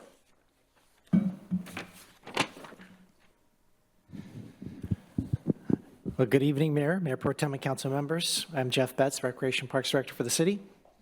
And tonight, as mentioned, this is an amendment to an existing wireless facility lease for a tower that's located directly west of the police station and just north of Veterans Memorial Park. The leased area includes a wooden tower structure, so it's a wood pole, equipment shelter, cabinets, meter boards, utilities, antenna, and other various telecommunications equipment. This original agreement was signed in 2005 with VoiceStream PCS. The agreement provided 3 extensions of 5 years each. The final extension did already expire November 8th, 2025. T-Mobile is the successor to the original VoiceStream agreement. So the contract is currently in a holdover. That's a piece of the original contract that allows them to continue to pay while their equipment is still on our property. T-Mobile has requested an extension via an amendment for 30 additional years, or 6 renewal terms of 5 years each. The new extension would take the agreement to November 8th, 2055. And the new lease reduces the monthly fee paid to the city to $500 per month. And that reduction is mostly due to it's considered a skeleton site, is the term, I'm told. And so that just basically means that there is no operational equipment utilized on that pole right now. And so really the option is to reduce the fee, knowing that it's not a desirable location due to it's not the tallest tower and it's a wood pole. It's not as desired as a 200-foot monopole is like we have at Jack Long Park. So in recognition of that, to reduce the actual lease amount, and it also steps up costs if they do want to add co-locators to that. So if there is other companies that recruited to be located on the pole, that amount would increase 25% of the first subtenant's lease, and then additional leases for the second subtenant will automatically go to $1,500 per month, plus an additional 10% of all other subtenant leases with the second and third subtenants. Hopefully that's understandable. I know it is confusing, but essentially there would be a rising cost to each company that's added to the pool that would, more or less make it worthwhile for them and the city as well. So the staff recommendation for this agreement is to vote to authorize the city manager to sign that amendment to the agreement with T-Mobile for that wireless facility and in a substantially similar form as approved by the city attorney. This can be accomplished by adding it to the consent agenda next week on September 3rd. Are there any questions? Councilmember Sonmore. I'll make it quick. Jeff, I know T-Mobile's been in the news quite a bit with all the layoffs they're having in Washington State. Let's just say they sell their company. I don't know. I'm just curiosity question. Does the lease just grant them to give it to whomever takes over, whoever they sell it to? Yeah, essentially whoever bought it would get their assets. And so that's what happened previously with VoiceStream when T-Mobile bought out VoiceStream. So something like that would essentially transfer those assets to the new company. And can you explain, we were getting money for one and the other went down to 500 because now it's on a wooden pole? It's been a wood pole the entire time. And so, excuse me, since the initial lease was, the dollar amount has escalated and it will continue to escalate. It has that 3% escalation clause annually. So the amount that it is now is not sustainable for a company to be on there at all based on the current infrastructure that's on site. That kind of a shorter wooden pole, and it's just not as desirable in our current environment for wireless carriers. So it's either we decide to extend with them at a lower rate or there would be no we would carrier. lose. They would just stop. And can you remind me again where those two locations are? Of where the location of the pole? Mm-hmm. It's just west of the police station and north of Veterans Memorial Park. So if you walk down that trail, you see a fenced-in area kind of behind the police station. Thank you. Can you tell me what one's on 44th? They have that huge monster pole, and I swear it looks different now, but who owns There's a that one? few different wireless facilities throughout the city that are in the right-of-way. So that's one of them, and I think that one's T-Mobile as well. Because years ago, in other states, they were making them look like palm trees or trees, but there's no regulations for those anymore to blend them in. No, I mean, it's up to each individual city if they would like to, regulate that in a certain way and have it, give it a certain look or something, but that's not something, a path we've gone down. Thank you. You're welcome. Councilmember Murray. Thank you, Mayor. Thank you, Jeff. I guess just a quick question. So we're giving them a reduced rate because of kind of the aging infrastructure as a fairly long-term agreement. I guess I'm curious, it looks, and you please tell me if this is inaccurate, but it looks to me like they could improve the property if they so chose. So if at some point they wanted to improve the property, I guess what are our thoughts on that we've now given them this long-term agreement that doesn't recognize perhaps a change in the use of the value of the services they're receiving? Yeah, I think that'd be a decision the city would have to make on whether, because we can give there's equipment improvement they're allowed to do on their own. They would have to advise us that they would like to do that, and then we allow them onto the property to do that communication upgrade. But there is permits they have to apply for to do that as part of any other permitting process. But to do a full new monopole would require a whole permitting process that we'd have to re-engage with them on. Okay. And that would would impact this agreement or no? It most definitely would impact the agreement. Okay. Yeah. Okay. We've got a way to revise the agreement if that were to change in the future? Yeah, and it already has that built into where if they add subtenants, then it definitely escalates that cost. Okay. But we would have to take a look again if they wanted to change the monopole itself. The one benefit to the wood monopole is that it kind of blends in with the background of the trees at least, but it's very short. I was going to say, I definitely have heard I don't have T-Mobile, but I've heard feedback that folks might like better service here locally. So too. I don't know. T-Mobile. Anyway, okay, thanks, Jeff, I appreciate it. All right, any other questions, comments, or feedback? All right, seeing none, my question was answered right there. Thank you for raising it. 30 years sounds like a long time, but it doesn't sound like it's precedent setting, and then there's fail-safes in there if the weather changes, if you will, because that was my concern. Will they put a new pole in? We're not locked into this, and it sounds like, no, we're not. So with that in mind, I would say we can move on to number 8, which is a review of the ordinance adopting updates to the nuisance code. Thank you, sir, for your time.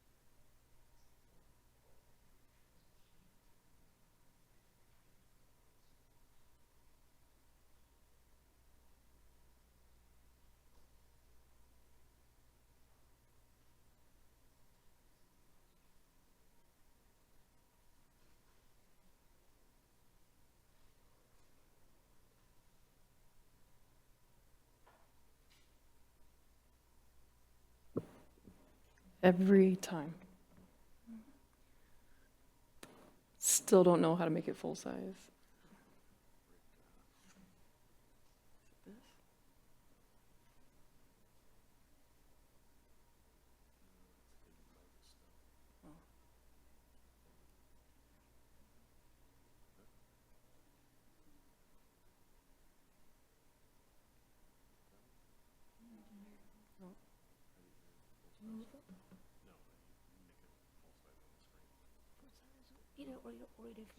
No, we're not full size.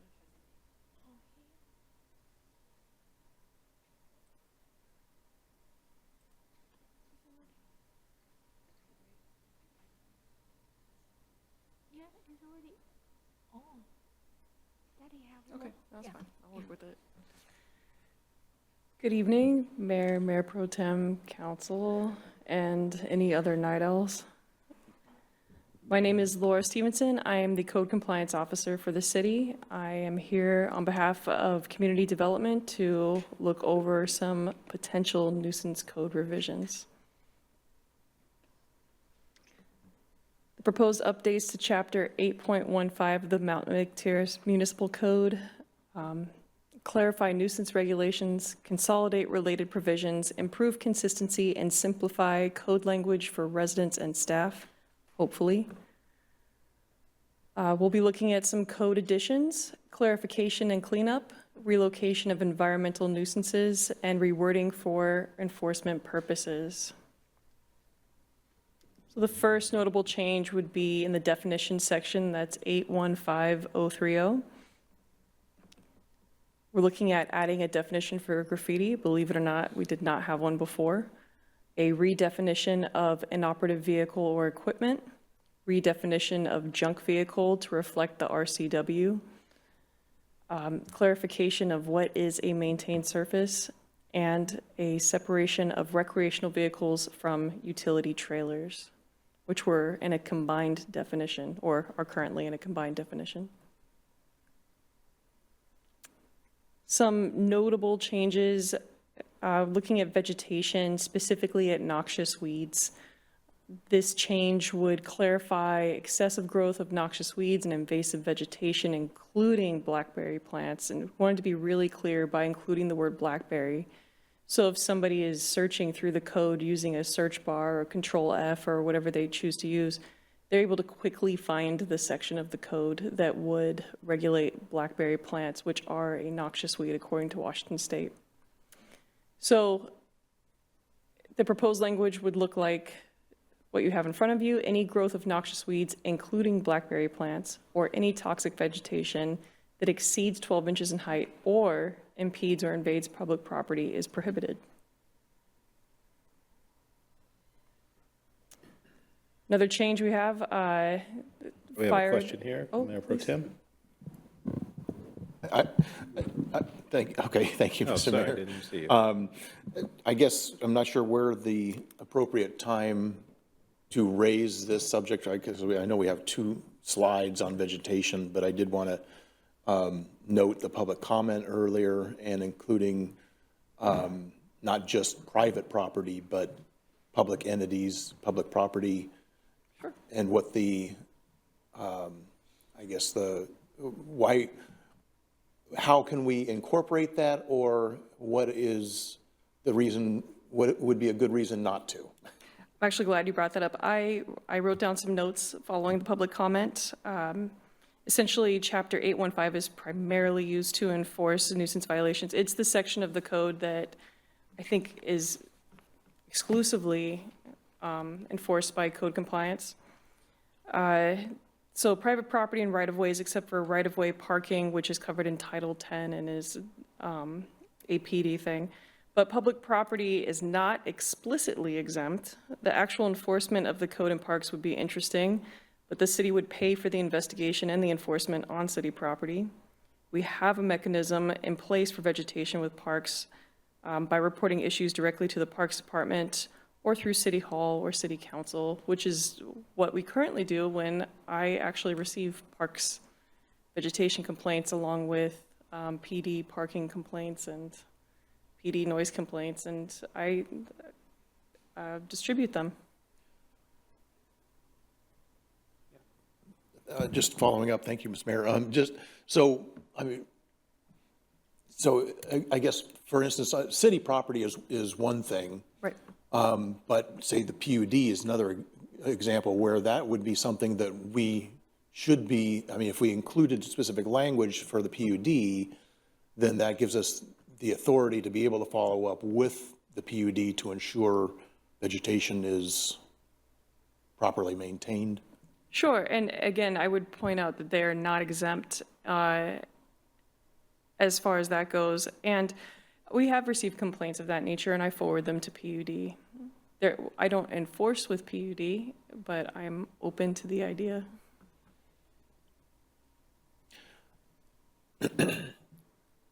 Then I just kind of continuing to pursue this idea of trying to address the concerns that have been raised.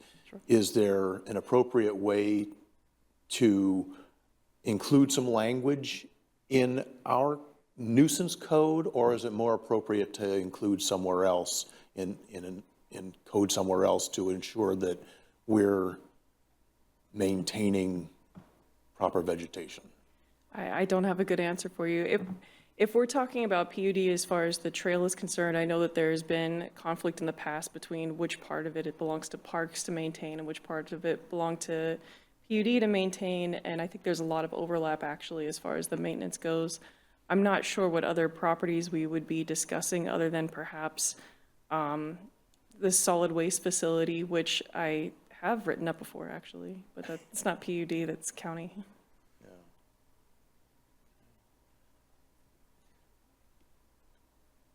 Is there a reason we should not include some of the suggested language, or can we incorporate that in? And I guess that would be, does the council want to incorporate that in to the language prior to the consent agenda? Should we pull it off the consent agenda to discuss it further? Or should we, again, is there a better way to address the concerns that have been raised outside of the nuisance code? Because as you're pointing out, technically it's already covered. City property, public property is already covered as property that these things are prohibited in, right? Correct, and even though the code is broken down into different sections depending on topic, it's also enforced by different people depending on chapter. So That's why the right-of-way, it kind of, there's a split duty there, like it's both in Title 10 and also Chapter 8.15. I don't have a perfect solution for that one scenario. I find PUD fairly responsive personally, but I've not been asked to look into any PUD property at any point. So I don't know if the code could include every possible contingency, and I tend to think of it that way, but again, I'm open to suggestions and adjustments. Okay, and just, I mean, getting beyond PUD, that was just, one aspect of nuisance prohibited. There's a couple of other sections on vegetation, exceeding 12 inches and noxious weeds, et cetera. Is there, does it make sense to incorporate some of that into what would be adopted potentially next week? Have you looked at the other languages? You're talking about 815040A1?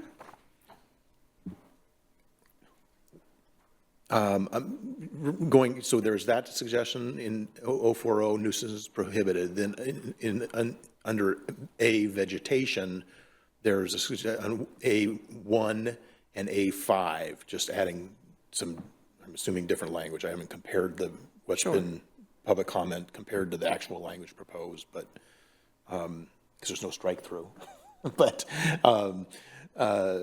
I guess I'm wondering if it's at least worth taking a look at those two additional sections. So there's really kind of three sections to look at potentially amending. Well, sorry, you said A1, A5, and what was the other one? A1 and A5. Okay. Was there a third one? Well, just 15040 nuisance is prohibited, just, I'm assuming adding Snohomish County and PUD and Mountlake Terrace, right? Yeah. Or other public property. So it does like say public right-of-way. I'm sorry, I'm not sure which PUD property we're referring to here. Sorry, I'm not picking on PUD. Okay. This is not intended to, it's just trying to look at the language. So I think take a look at the public comment that was submitted, and there's some language that Dale's suggesting we incorporate into the code that's being proposed or to be adopted. And so I guess what I'm interested in is when you compare what he's suggesting, if there's ways to incorporate that into what we're looking to adopt next week. So since it appears that I'm kind of catching you blindsided, so I don't mean to. No, I'm familiar with the question. I'm trying to think of the enforcement side of it, about how that would work down the way. So if you want to add something like public and private property, that's possible to do here, but the enforcement would be exactly the same as it is right now, which is referring parks issues to parks, PUD issues to PUD. I have no problem writing up other agencies if that's the necessary outcome from that code change. I just, from an enforcement point of view, I don't know that it actually changes anything.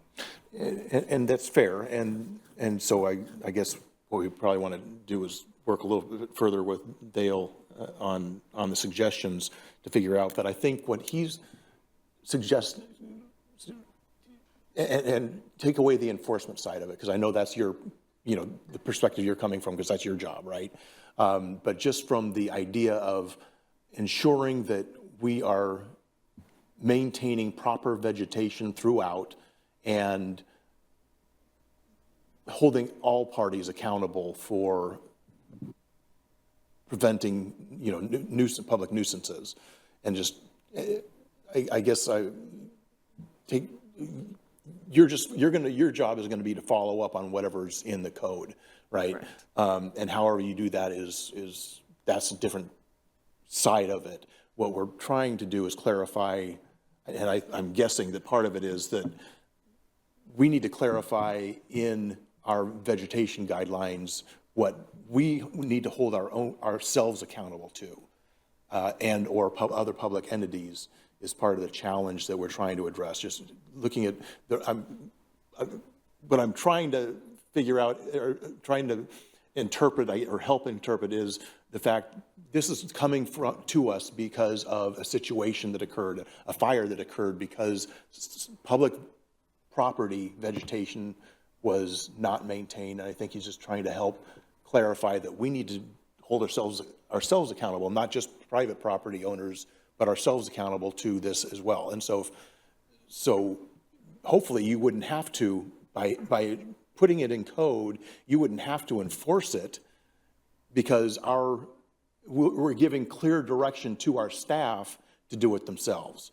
But if it's necessary on county property or PUD property or whoever, then it gives you the ability to, hey, send a little friendly reminder that we need to get this taken care of. Is that okay? So Councilmember Page, is yours different than what we're talking about now? Okay, is yours connected? Then Councilmember Sonmore. I just wanted to ask too, I know part of Ballinger is becoming a meadow, but is this something that can be brought to the parks too? Because what I'm hearing is that you want to hold, like, to have, not hold them, but have them look at what comment we received and put their standards into how they maintain something? Or does it have to do with budget? I know we're not trying to put you on the spot, but I was trying to maybe take you off of the spot and put it back on to who actually does that work. Yeah, I would say I'm more interested in addressing the overall concern in general. A language change, I don't see any issue with it. Other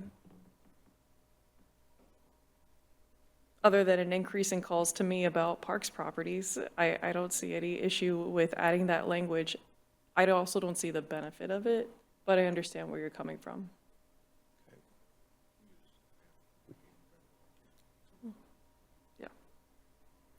I'm sorry, and we had been talking too, you did come to a parks meeting, but we were really concerned about the fire issue of it too. So that would probably be one of the penalties, maybe, but it's all within the city. So I'm trying to understand what you're trying to do, Brian, with the code, but isn't it something within our city that you're trying to put something in that our city has a certain responsibility for certain?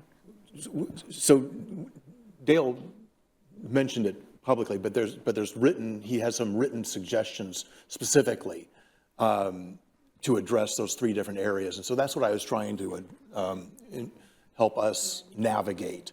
And if there's a better way to navigate it, I'm certainly open to it. I'm just trying to address the concerns that have been raised and figure out if there's a way to incorporate it. And again, if there's recognizing that the whole purpose of the nuisance code is for enforcement, which is why you're bringing it to us, right? Maybe it's not necessarily the right place for it, but where it's coming from, I believe, my understanding is to hold ourselves accountable and give clear direction to our staff or to other public entities to maintain their property to these same standards. And so that's what we're trying to get at. Okay. Yeah, like I said, we can change the language if that is the direction that council would like to go. That's an easy change, actually, overall. Councilmember Page. I would think that in this case, that the city or the parks should have in their work plan a standard of what is allowable for anything that they do. I mean, they don't let the fire hydrants, I'm just going to throw something out there, look a certain way. They got to fix it. And I'm not necessarily, whoever does that, anything that happens in the city, there's a standard that's set that must be met. I don't know that we need an ordinance officer to change language for a standard that the city should already have. And if they don't have it, then I think the city should establish that standard rather than, you know, going into the whole code change or anything like that. I think those are, to me, kind of feels like almost an apple and orange thing. I could be wrong, but that's just what it feels like. My question, though, was, you know, in this slide here, what jumps out at me, and I've talked to the city manager about it, is, you know, this proposed, you know, vegetation that exceeds 12 inches in height or impedes or invades public property is prohibited. However, it's only referring to noxious weeds, all right? Or it seems like it's only referring to noxious weeds, and you include blackberries, et cetera, and toxic vegetation. Is there somewhere else that says that any vegetation that exceeds 12 inches in height or impedes or invades public property is prohibited, such as roadies and all those other bushes that invade public property so that the public cannot get down the sidewalk because, or people in wheelchairs or people with their strollers, et cetera, cannot get down to sidewalks because of the vegetation that's impeding public property? Yeah, there's actually, there's more than one. Okay. The primary one would be 815040A3. It says vegetation that obstructs or hinders the use of any public walkway, sidewalk, or street, or that obstructs or obscures the view of traffic or traffic control devices. And there's also another section, it's either in engineering or zoning, referring to trees and how they have to be cut 8 feet above the sidewalk and 14 feet above the street. So I guess the question I would ask is, why are they in different places when it sounds like the same thing? I'm not sure why the tree one is in a different section. I think that there's more tree language in that section, and that's probably why. I would have to explore actually which chapter that's in. This one is just with the vegetation nuisances. It's kind of a catch-all section. Okay, and I don't want to harp on it, but it just, again, where we seems like everybody has been rewriting all of this material because of redundancy. And to me, a bush, a weed that's keeping me pushing a stroller down the sidewalk is is doing the same thing. Right. And would that be opportunity, if you will, to maybe pull some of those things together so that when people are actually looking for a code that refers to that, they don't have to jump around? Well, the vegetation ones we've been discussing are all kind of back-to-back in 815040 in the A subsection, but the tree one I was describing, I believe that has to do with traffic engineering more than anything else. But we utilize that section rather than have it repeated here only to be changed in one section and not the other down the road. So it's, if somebody's trying to navigate that, I don't think it would be too much of a struggle, but no, it's not located in it's specifically the nuisance section for tree height. Thank you. That's all I got. Councilmember Sonmore? I don't know, Brian, if you wrote something, but you had mentioned that we could take this portion out because we didn't want to blindside you on this and not vote on it at our next meeting to give you maybe some time to look at it, and we could take it off consent and put it on, unless, Brian, you were going to. I guess Dale has a strikeout version here that it makes it real clear, and it's just some very simple, I think, common sense changes that help address his concerns. That I can just pass it around. You can take a quick look, but it's. I would, if everybody's comfortable with these basic, very basic changes, all it is in the nuisance is prohibited, basically my suggestion there, so it currently says no person, persons, firms, or corporations shall erect, contrive, cause, blah, blah, blah. Dale's suggestion is to say, to add Snohomish County PUD or City of Mountlake Terrace. I guess my suggestion would be instead of pinpointing those two entities, just say, and public entities, just any public entity. And then there's another section under vegetation. One goes into detail about front yard, backyard, side yard, adjacent public right-of-way, et cetera, and instead just say on public and private property. And then A5 is any growth of noxious weeds. The addition would be in adding invasive plants, including but not limited to thistles, blackberry plants that exceeds 12 inches. So it's just some very,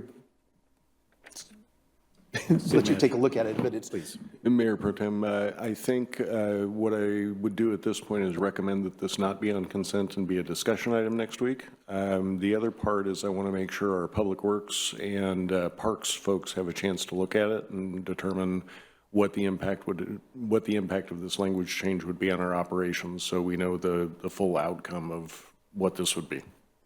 Thank you. Wow, I lost track. And for the record, I think we're only at slide 8, so questions still remain in the presentation, right? You're not done with your presentation. Oh, no. So we've gotten so bogged down in the sorry. weeds, if you will. Yeah. Let's go ahead and go down. That's okay, I had to say that one. Paid good money for that one. Dandelion obnoxious weed. Is what? Is a dandelion obnoxious weed, because they usually don't get to 12, and I'm not. I don't know if it's a noxious weed. I would have to consult. Let's see. I have it And that's written down okay. I'm somewhere. not trying I'd to have pick on consult anybody who Washington has State. dandelions. It's But just. it is considered invasive, which would be on the edited code language that was presented. Not the one I wrote, sorry, but the other one. It is considered invasive, but invasive would be an art term, not a science term, if that makes sense. Yeah. Councilmember Murray. Thanks, Mayor. Oh, Laura, I'm so sorry. No, I was going to say, we appreciate the work that you do, and I think these good conversations every time you come before us is indicative of how close the work you do, how much it impacts and interacts with everybody's daily lives. So I'll start there. Thank you for working to clean up our code, and also have some questions and some feedback. And as long as we're talking about vegetation, I figured I'd weigh in while we're sitting on these slides, and I've been looking at them for so long. I think my first question kind of builds off of what Councilmember Sonmore just asked. Where's our definition of noxious weeds as well as toxic vegetation? So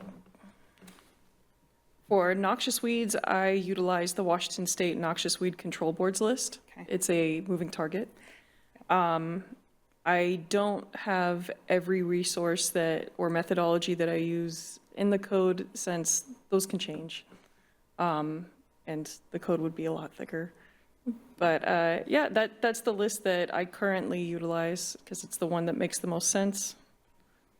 Could we, I guess, yeah, naming that I think would be helpful, because there are multiple, there's like each county has one and the state has one. I think the USDA has a definition section that says.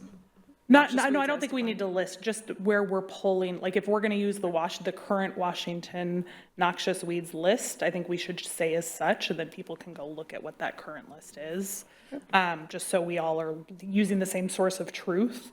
And then I guess that building on that, like toxic vegetation, I think feels very general to me in terms of like rhododendrons are toxic, lilies are toxic, foxgloves are toxic. Those all grow more than 12 inches. So are we not allowing our state flower in the city? Or I guess.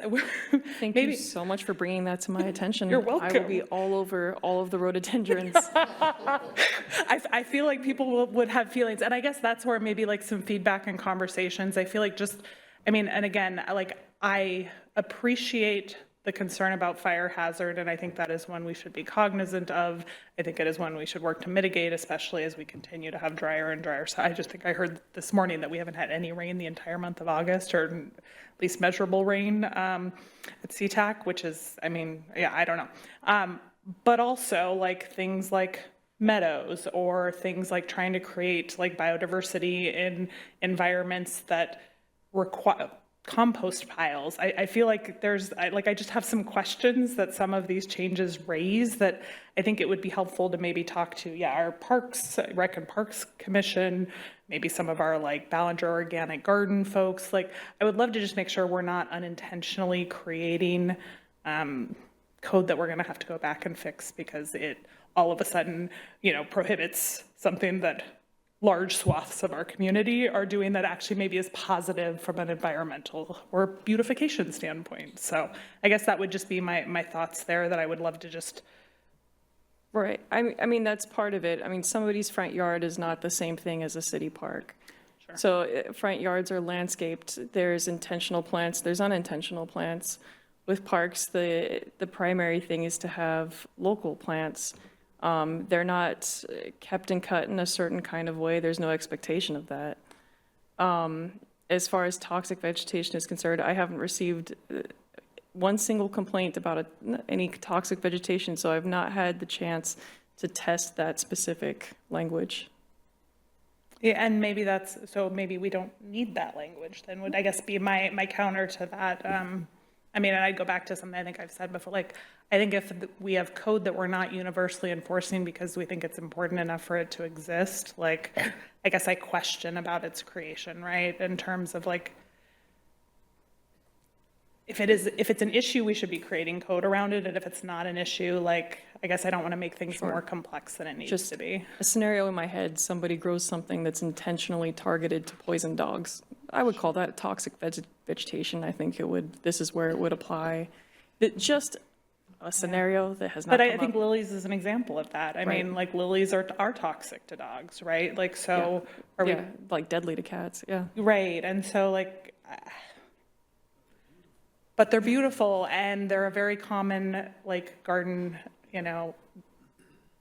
But I wouldn't say they're an attractant, but in this scenario, but yeah, I follow your logic there. Yeah, I guess I'm just, my feedback would be, I think that this is broad enough that some things that are very common and perhaps even beneficial or beautiful might be accidentally included. And I would encourage us to maybe think about how we could be more specific to avoid, I think, to work towards what we all want, which is to not create pest attractants, to not create fire issues, all of those things. Support that 100%. I just think some of this maybe is unintentionally prohibiting things that we actually like. Sure. All right, how about we jump back to your presentation? Okay. Fire and pest attractants. So the language right now is very weird. Basically, wood piles not properly stacked, and part of the building material. It's part of the building materials section that basically says you can't attract rodents with wood piles that aren't properly stacked. Instead, the language we prefer is accumulations of vegetation, wood debris, or other organic materials that create a fire hazard or provide food or harborage for rodents or other pests. Occupancy. So we have two sections regarding this, one for backyard camping currently in the nuisance code, and one for other temporary outdoor occupancy with RVs and trailers that's in 19-125, which is zoning. So this is a combination we wrote of the two. It looks more complicated than it is. Occupancy of a recreational vehicle or tent for sleeping or lodging accommodations on any property within the city are prohibited, is what the top section would say, except for occupancy that meets all of the following requirements. These are some minimal things. The property must be zoned for residential use. The cumulative occupancy of recreational vehicles and camping tents at the property shall not exceed a total of 2 weeks within a 6-month period. You have to have the permission of the legal occupant. You won't create a public hazard, health hazard nuisance. They'll have access to the bathroom and cooking facilities in the primary dwelling unit in the house. And no more than one camping tent is allowed on a property at any time, and camping tents will be fully located in the rear yard.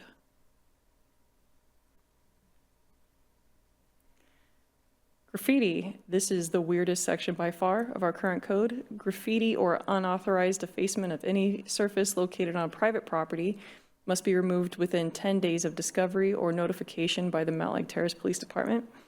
I'm the one who enforces this, not the police department. And 10 days is, it's just weird to put a deadline in the code. Instead, we prefer graffiti or an unauthorized defacement of any surface located on a private property or within a right-of-way is prohibited.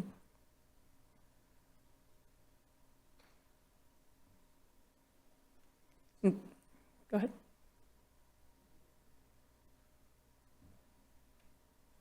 Thank you, sir. So just,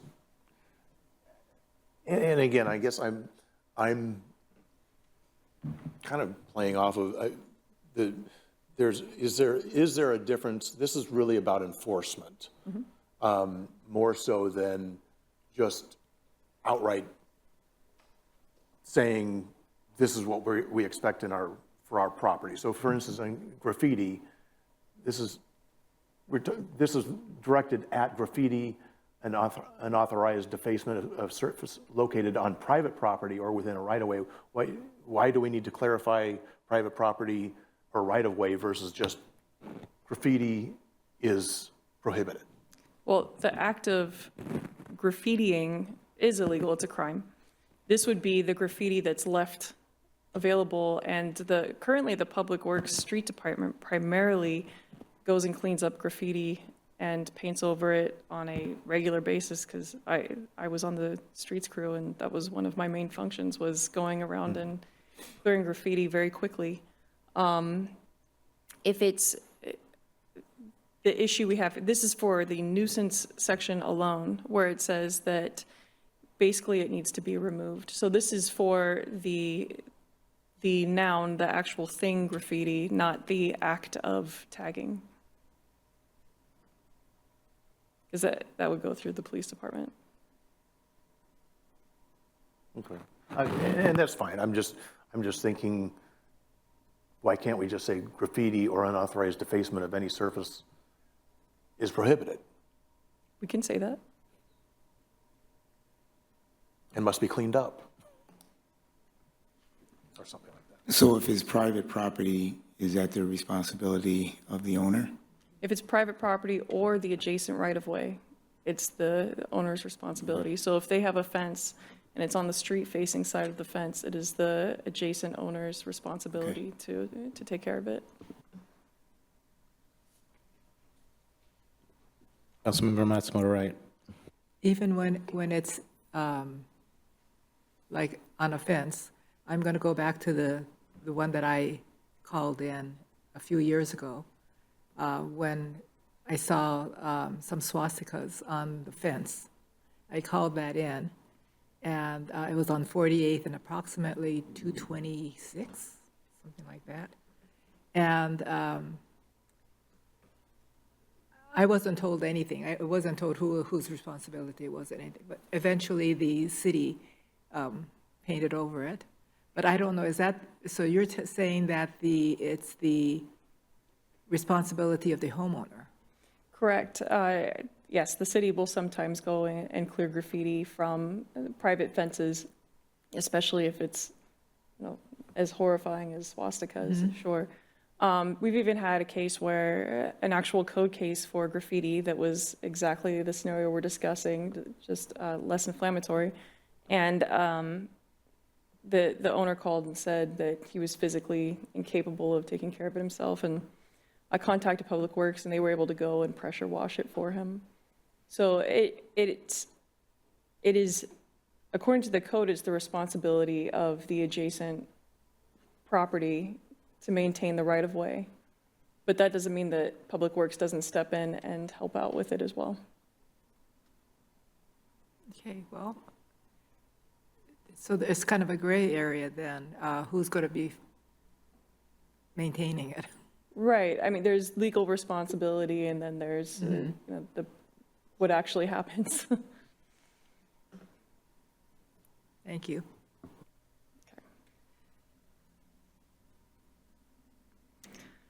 Environmental nuisances, so I think you're all aware that 19120 is a bit of a junk drawer.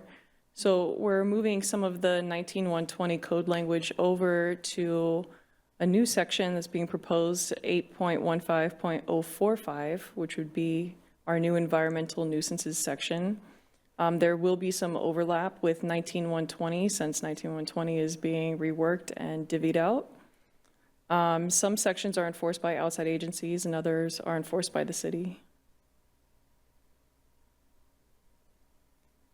Infestations, yeah, there's a lot of code sections that kind of touch on it. Usually if I'm writing up a household for an infestation issue, I'll rely more on the RCW than our code language.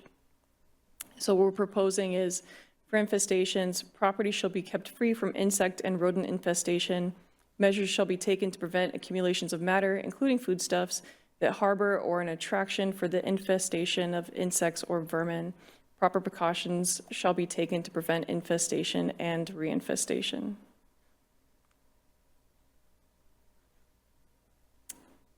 And then environmental noise, this would be an addition. So right now we have 1820, which is police department's section on any kind of noise concern. It does not include things like environmental noise. For instance, if somebody has a generator that they have that's kicking on over and over and over again, that would fall under environmental noise levels rather than a rager. So the proposed language would be environmental noise levels which violate WAC, you know, the number there as currently adopted or hereafter amended. We keep it really simple. Thank you, Mr. Mayor. Just a question on, so when we post these codes online, are we including links to those WACs or RCWs or whatever may be the case? You know, we just changed, or the software just changed recently. I'm really not sure. But I could ask Jennifer about that. I would encourage, if we can, I would encourage us to do that because, I mean, it makes sense to do that so we aren't listing all of it, but at the same time, people don't have any idea what that, what the content is of that WAC. I think that'd be great. Yeah. Thanks.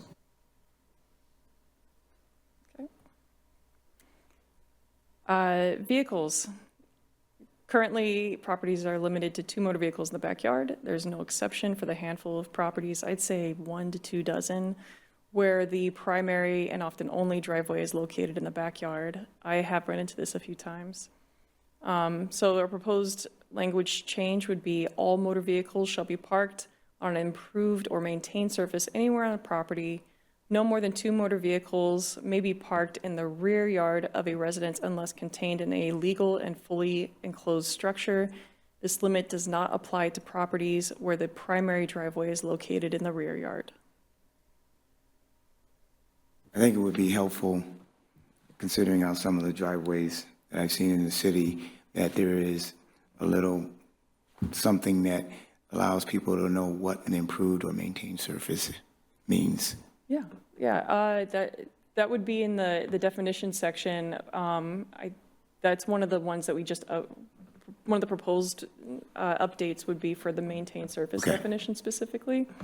But for anyone listening or the 5 city employees who watch this later, a maintained surface is a gravel surface that has been in continuous use since July 1st, 2006. So no new gravel is allowed for parking purposes. Okay. And an improved surface would be a paved surface. And then moving on with vehicles.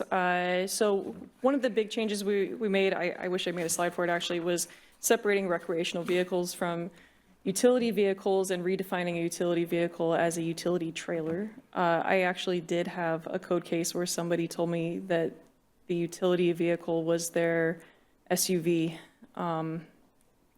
even though our definition is essentially a trailer.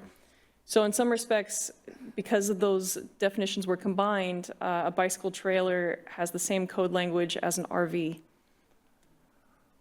So you can have, right now, you can have 2 recreational vehicles and utility vehicles on your property. That means somebody with a bicycle trailer and an RV, they're stuck at those 2. Yeah, it's a bit of a change, but now that we're separating the 2, the proposed language would be no more than 2 recreational vehicles and 2 utility trailers may be parked or stored outside an enclosure on any residential property.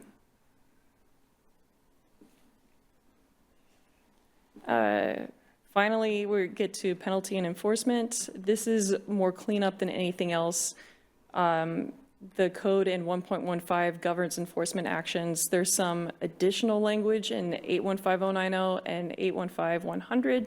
This would be consolidating and removing the parts that are obsolete. Oh, and we will continue making changes specifically to 19120. All right, looks like Councilmember Sonmore. I just have a couple questions. So if somebody has constructed a shed and it's on their house, where would I look if it's been attached to the house? Where would I find that in the code? A shed that's been attached to the house? Or built on, like, yep, to maintain livestock in, like a chicken or geese? If it's been built onto it, it's attached to the house. As an addition? It would depend on whether or not it rises to the level of an addition. That's more of a building question. I would refer it to our building official to look at where that line is. Well, or one of the planners, but was there a specific, where in the code would you look for where a shed is attached to a home? We had. It'd be in several parts of the code, so that would be potentially a zoning would look at it and see if an addition would be allowed and what setbacks would be involved. Building would look at what permits would be necessary. And then is it legal to have an electrical fence, like with a power box attached to it? No, I think there's a code that specifically says there are no electric fences allowed in the city. That would be in the fences section. And then do we have a code that specifically says chicken, ducks, and geese? That would be an animal control question. I thought it was in our code. Okay, thank you. We should have one on chickens. We had a lot of conversation around chickens. It Yeah, also brought in there's ducks. I know it's very gendered with what's allowed. Any other questions? Councilmember Matsumoto Wright. Thank you. So I was going to suggest that we take off the consent calendar and discuss it, look over the changes and have the departments look over the changes. And then we can discuss it for a short time next time and then vote on it at that time. I do think that we can get that done by your meeting next week, but I'm not positive. So we can plan to have it on for, what would that be, September 3rd? But we may need to move it a little bit further out depending on who on the team needs to take a look at it. Sounds very reasonable and appreciate the suggestion. Councilmember Matsumoto Wright. And then when we're talking about vegetation that has gone over the sidewalk and so forth, I had to take off quite a few vegetation off of my, because it was going onto the sidewalk, and that was thousands of dollars.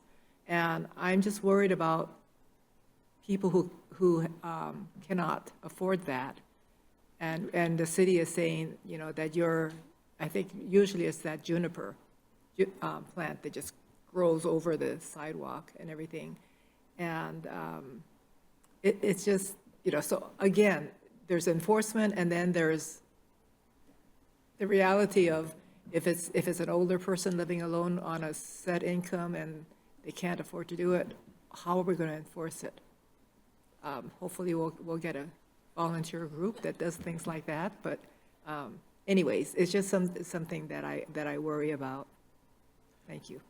Councilmember, Well, please. to that point on, perfect example on 66th and I want to say 230th maybe, there's a couple that lives on the corner there and their vegetation was out of control and, you know, he had lost an eye and, you know, bit and the community got together and they cleared it all out because they found out about it. So hopefully more of that can happen in the community when people find out and they found out because of the Mountlake Terrace Facebook page.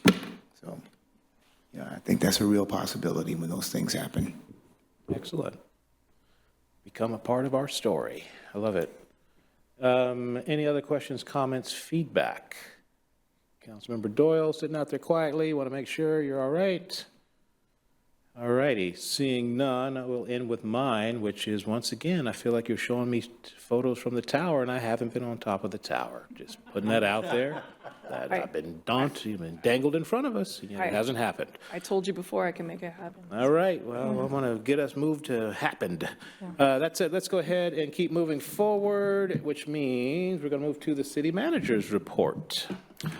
Thank you, Mayor. Short report tonight. Wanted to mention the very last Terrace Summer Nights event was last Friday with the Movies in the Park at Terrace Creek Park. Had over 200 people in attendance, so very happy about that.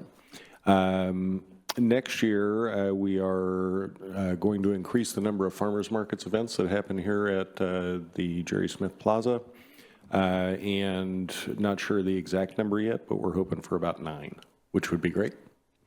Lastly, you all have a copy in front of you of the water cooler, which is a new employee quarterly at this point, although we may increase the frequency, employee newsletter with news and games and fun ways to engage, all kinds of interesting information that we want to share organization-wide, and thought that was an easy way to put that out. I want to thank Lauren and Lan for putting that together. They did a lot of work on that, and it looks great. So I particularly appreciated the use of sage green, which is one of my favorite colors. So that's all I have, and happy to answer any questions. Excellent. Questions, comments, feedback for the city manager? Seeing none, we will move to the review of the September 3rd meeting agenda. We've already had some consent agenda adjustments, and other than that, you'll hopefully see there's several proclamations which help me out. If anybody sees one they would like, whisper in my ear, or I will hopefully assign them next Thursday. Any other concerns, comments, or feedback about the agenda, other than the consent agenda aspect of it, which has been covered? Also, we are going to move the Welcoming Week proclamation to September 17th, because I think that's the actual week. Pretty sure that's the actual week. Okay, so that too will be adjusted. There's still Voter Registration Day and National Hispanic Heritage Month, to say the least. And then we may add taking off the code violations. That might become a vote. Correct. So keep that in mind. We'll see how that plays out. All right. Any council comments? Councilmember Matsumoto Wright. Thank you. I am so glad to see that our flag is at half-mast for Dolly Parton. Usually we don't talk about celebrities, but she was more than a celebrity. She was really just one of us, and I am so glad to see that. Thank you. Thank you for those kind words. Any other comments from the council? Then we will end with mine, which you may have noticed down at the end here. I have a bag full of, what are these considered? I know they're tomatoes, cherry tomatoes. I knew there was an adjective there, cherry tomatoes. And in the spirit of how tomatoes and politics have usually gone, I'm happy to say they're not being thrown at us, but they actually did come from one of our folks, one of our residents who gave public comment. So again, I just kind of remind myself of, hey, these same cherry tomatoes could have been used in a very different way. So thank you for that, which is my offer to anyone who would like to take some. You're welcome to share with me. Otherwise, I'm grateful to take them home. And thank you to our resident for coming back and literally just offering some cherry tomatoes as a peace offering. That said, we will adjourn. And Tim.